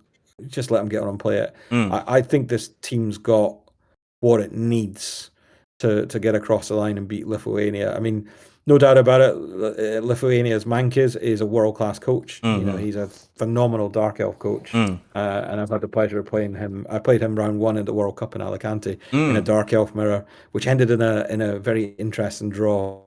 And Fuel, their captain, is a good coach as well. And I think there's one other. Tank The is name escapes. not sorry, not Yeah, tank. Not tank. yeah. I am now struggling. I remember the roster just before, but Saurus is yeah, yes, Saurus, right? yeah. It is another one that's kind of been around the block. But I think if you go pound for pound, coach for coach, I think we probably down the boards we got our strength is in depth, if you will, in a way that they don't necessarily have. Like Ankes is just incredible. He's a really, really great coach. But I don't think Lithuania is built that way. There are not 8 Mankises, unfortunately for that. I mean, I'm sure they'll bring all the heat in the world for this tournament, and they'll be ready to go. But yeah, I've just kind of called up their records. Kind of, if you look at their ELO, they've got 2 coaches out of the 8 that are above 200. It's kind of seen as a kind of benchmark. And then Pirate Bear is a 180 necro, and then the rest kind of float around 155 to 160. And yeah, okay, that might not tell the full story in terms of in that sense, but I think if you look at that side by side with the Scotland team, and you were to bet if you put them in a head-to-head matchup, which 8 boards would win, you would pick Scotland. I'm not just being biased because I'm the Scotland captain. If it was an active decision, I would say Scotland should win, but that's not how EuroBowl works, and not certainly how Host and Right works, in the sense that Lithuania were higher than us last year. They came 14th. They did really well. I don't know who they played against. I would contend we kind of probably got the rough end of the stick on the draw. So there's lots of like unknown little factors in there in EuroBowl that will play out that nobody can predict what's going to happen in that sense. But if you kind of play in the odds and putting a bet down, what you'd expect to come in if you were kind of betting your house, I'd pick Scotland. Not just because I'm the Scotland captain. I think we look like we could do this, and I'd be really pleased because guys like Valen and Purdandas, who won't necessarily be there, and San and stuff like that, they've been trying for years to do this. We've got a solid competitor in Lithuania. Certainly zero grants taken, if you will. We're taking nothing for granted on this. It's going to be a tough fight, but I think come Sunday, I think I'll probably owe the boys a few bottles of champagne. I'm hoping for. I'm not sure what Hungarian champagne's like. I don't know if they've got some, but we'll find out. At least off the top of my head, I don't think haven't heard of any big brands of champagne, certainly, but I'm sure you can probably bum some off of the French if worst comes to worst. Yeah, indeed. Well, if they packed any, I suspect they might have done. Like, French will be keen to be doing a double, right? Yeah. I mean, knowing as little as I know of the French, haven't really interacted with any of them personally, but like knowing what I know just from hearsay, I would not be surprised. Like they would be like absolutely hungering to make that 2 out of 2 like back to back. So,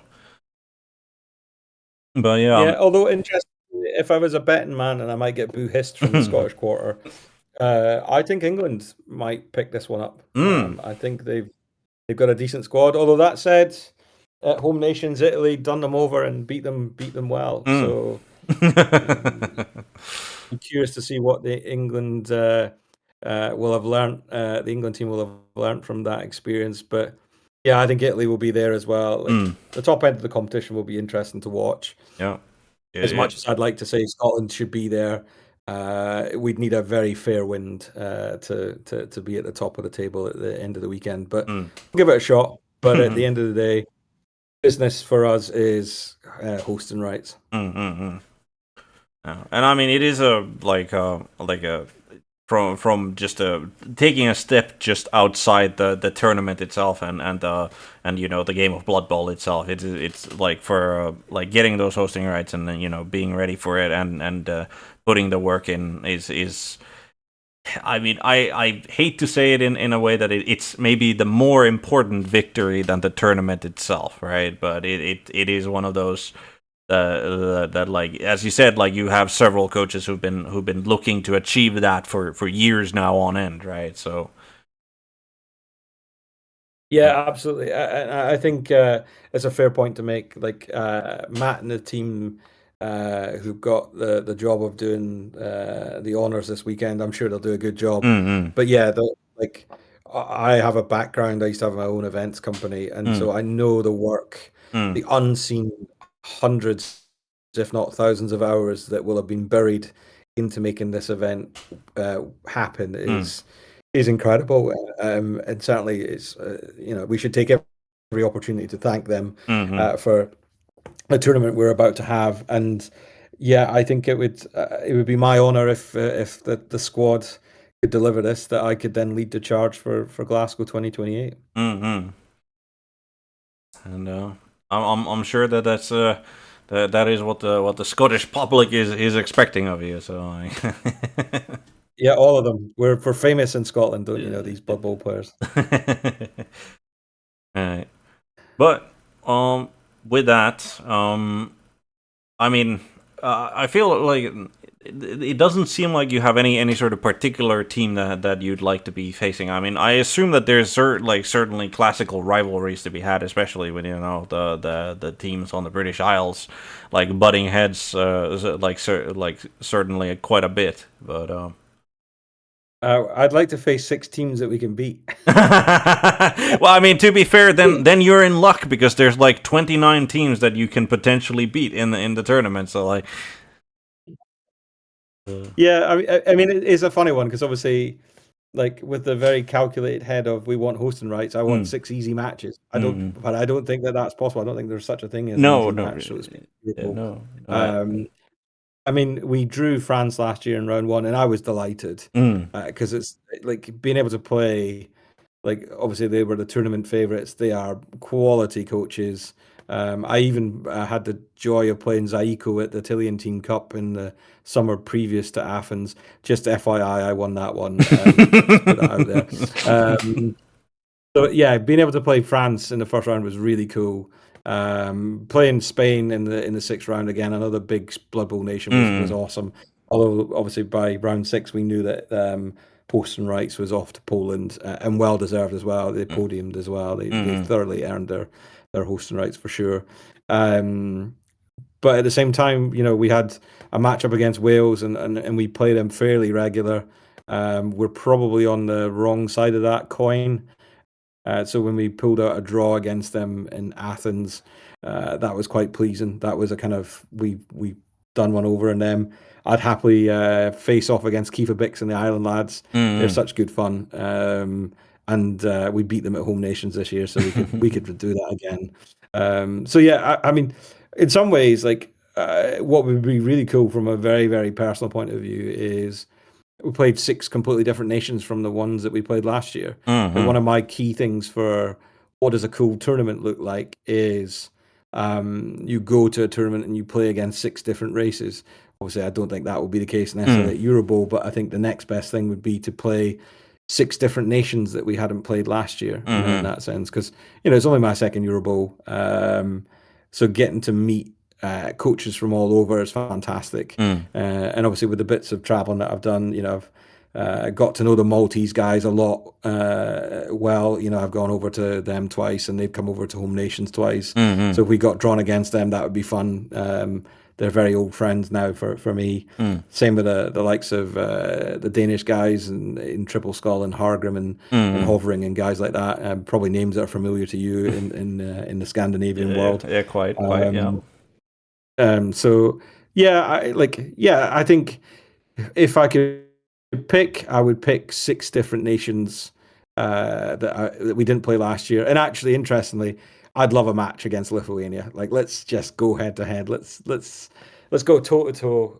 If we were talking about hosting rights, Mm-mm. rather than duck the fight, Mm. that'd be quite cool as well. You I know, mean, if you've got two nations.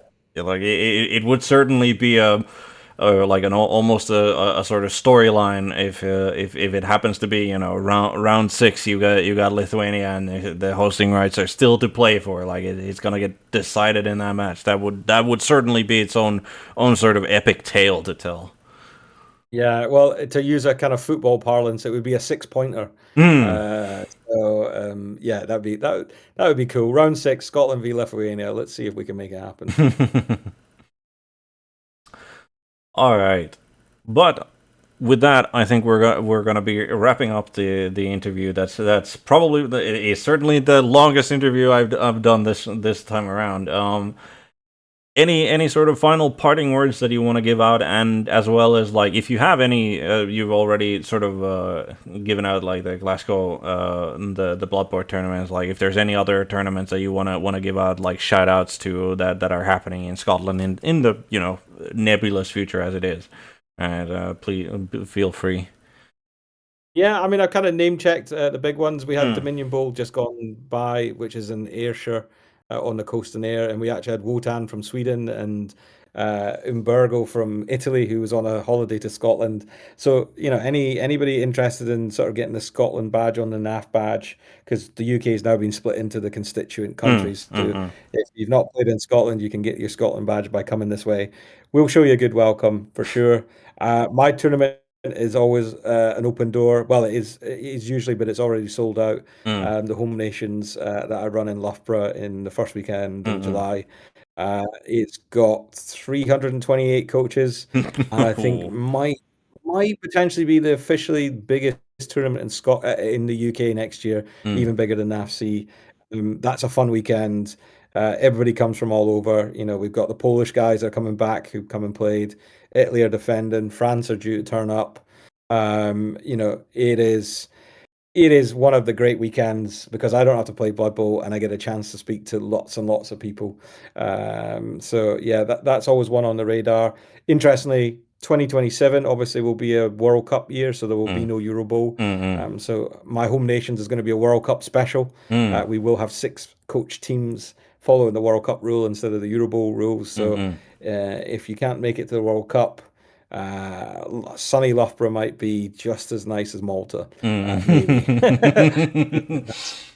And then the only other thing I would kind of say as well is that Thursday night I posted on the Discord server, but with the help of Matt, the TO, I've kind Mm, of got a lovely bar that's doing nice ales and schnitzels on the Thursday night. The Scotland team or the Scotland squad mm, of most of the 31 who are in town are looking at turning up there. The Northern Irish are coming with us. I'm sure a few of the Irish lads will be there as well. mm, So yeah, if you're in Budapest early and you're kind of looking for a place to hang out where the Blood Bowl coaches will be, check out the EuroBowl Discord server. I kind of posted the details there and kind of map links and stuff like that mm, for people to kind of come along. I'm just trying to find the name of the bar. That's the mm. EuroBowl captain list. I can't even remember it off the top of my head. Look at me and my plugs. Yeah, Rismajeur Brew House. Mm. It's in the middle of town, and as I said, it does reasonably priced beers and it looks like some fantastic schnitzel. So that's what I'm having for dinner on Thursday night, along with a few pints in that sense. So yeah, feel free to kind of stop in. All right. And then Lewis is actually just finished painting my last two models for my team. This was on. I can pack them when they dry in time for my flight to Buda in about 7 hours. Well, I'm glad that we managed to while away the time for you there, listening to us go on and on.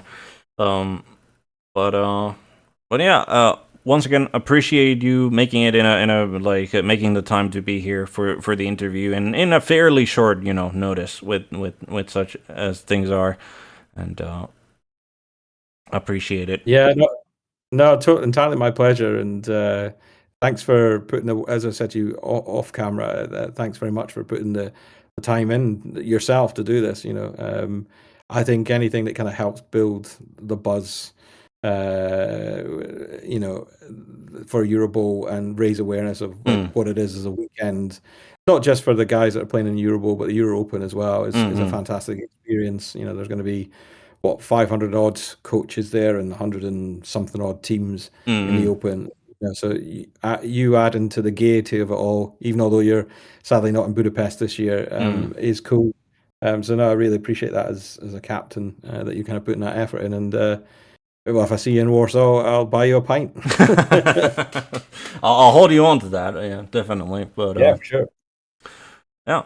But with that, I thank you again for being here, and I thank everybody who was watching and you know, talking in the chat. Always appreciate it. Hope you had a good time with like following along and our discussions. And I hope you'll be here for the next one. We do still have at least one more team coming in. That's going to be tomorrow. Is going to be Lithuania's day. I'm talking to a couple of other captains still to see if I can somehow squeeze in some more because, like, you know, they're never enough. But as I always say, good day, good afternoon, good evening, good night, good morning, whatever happens to be the time of day for you. Have a good one.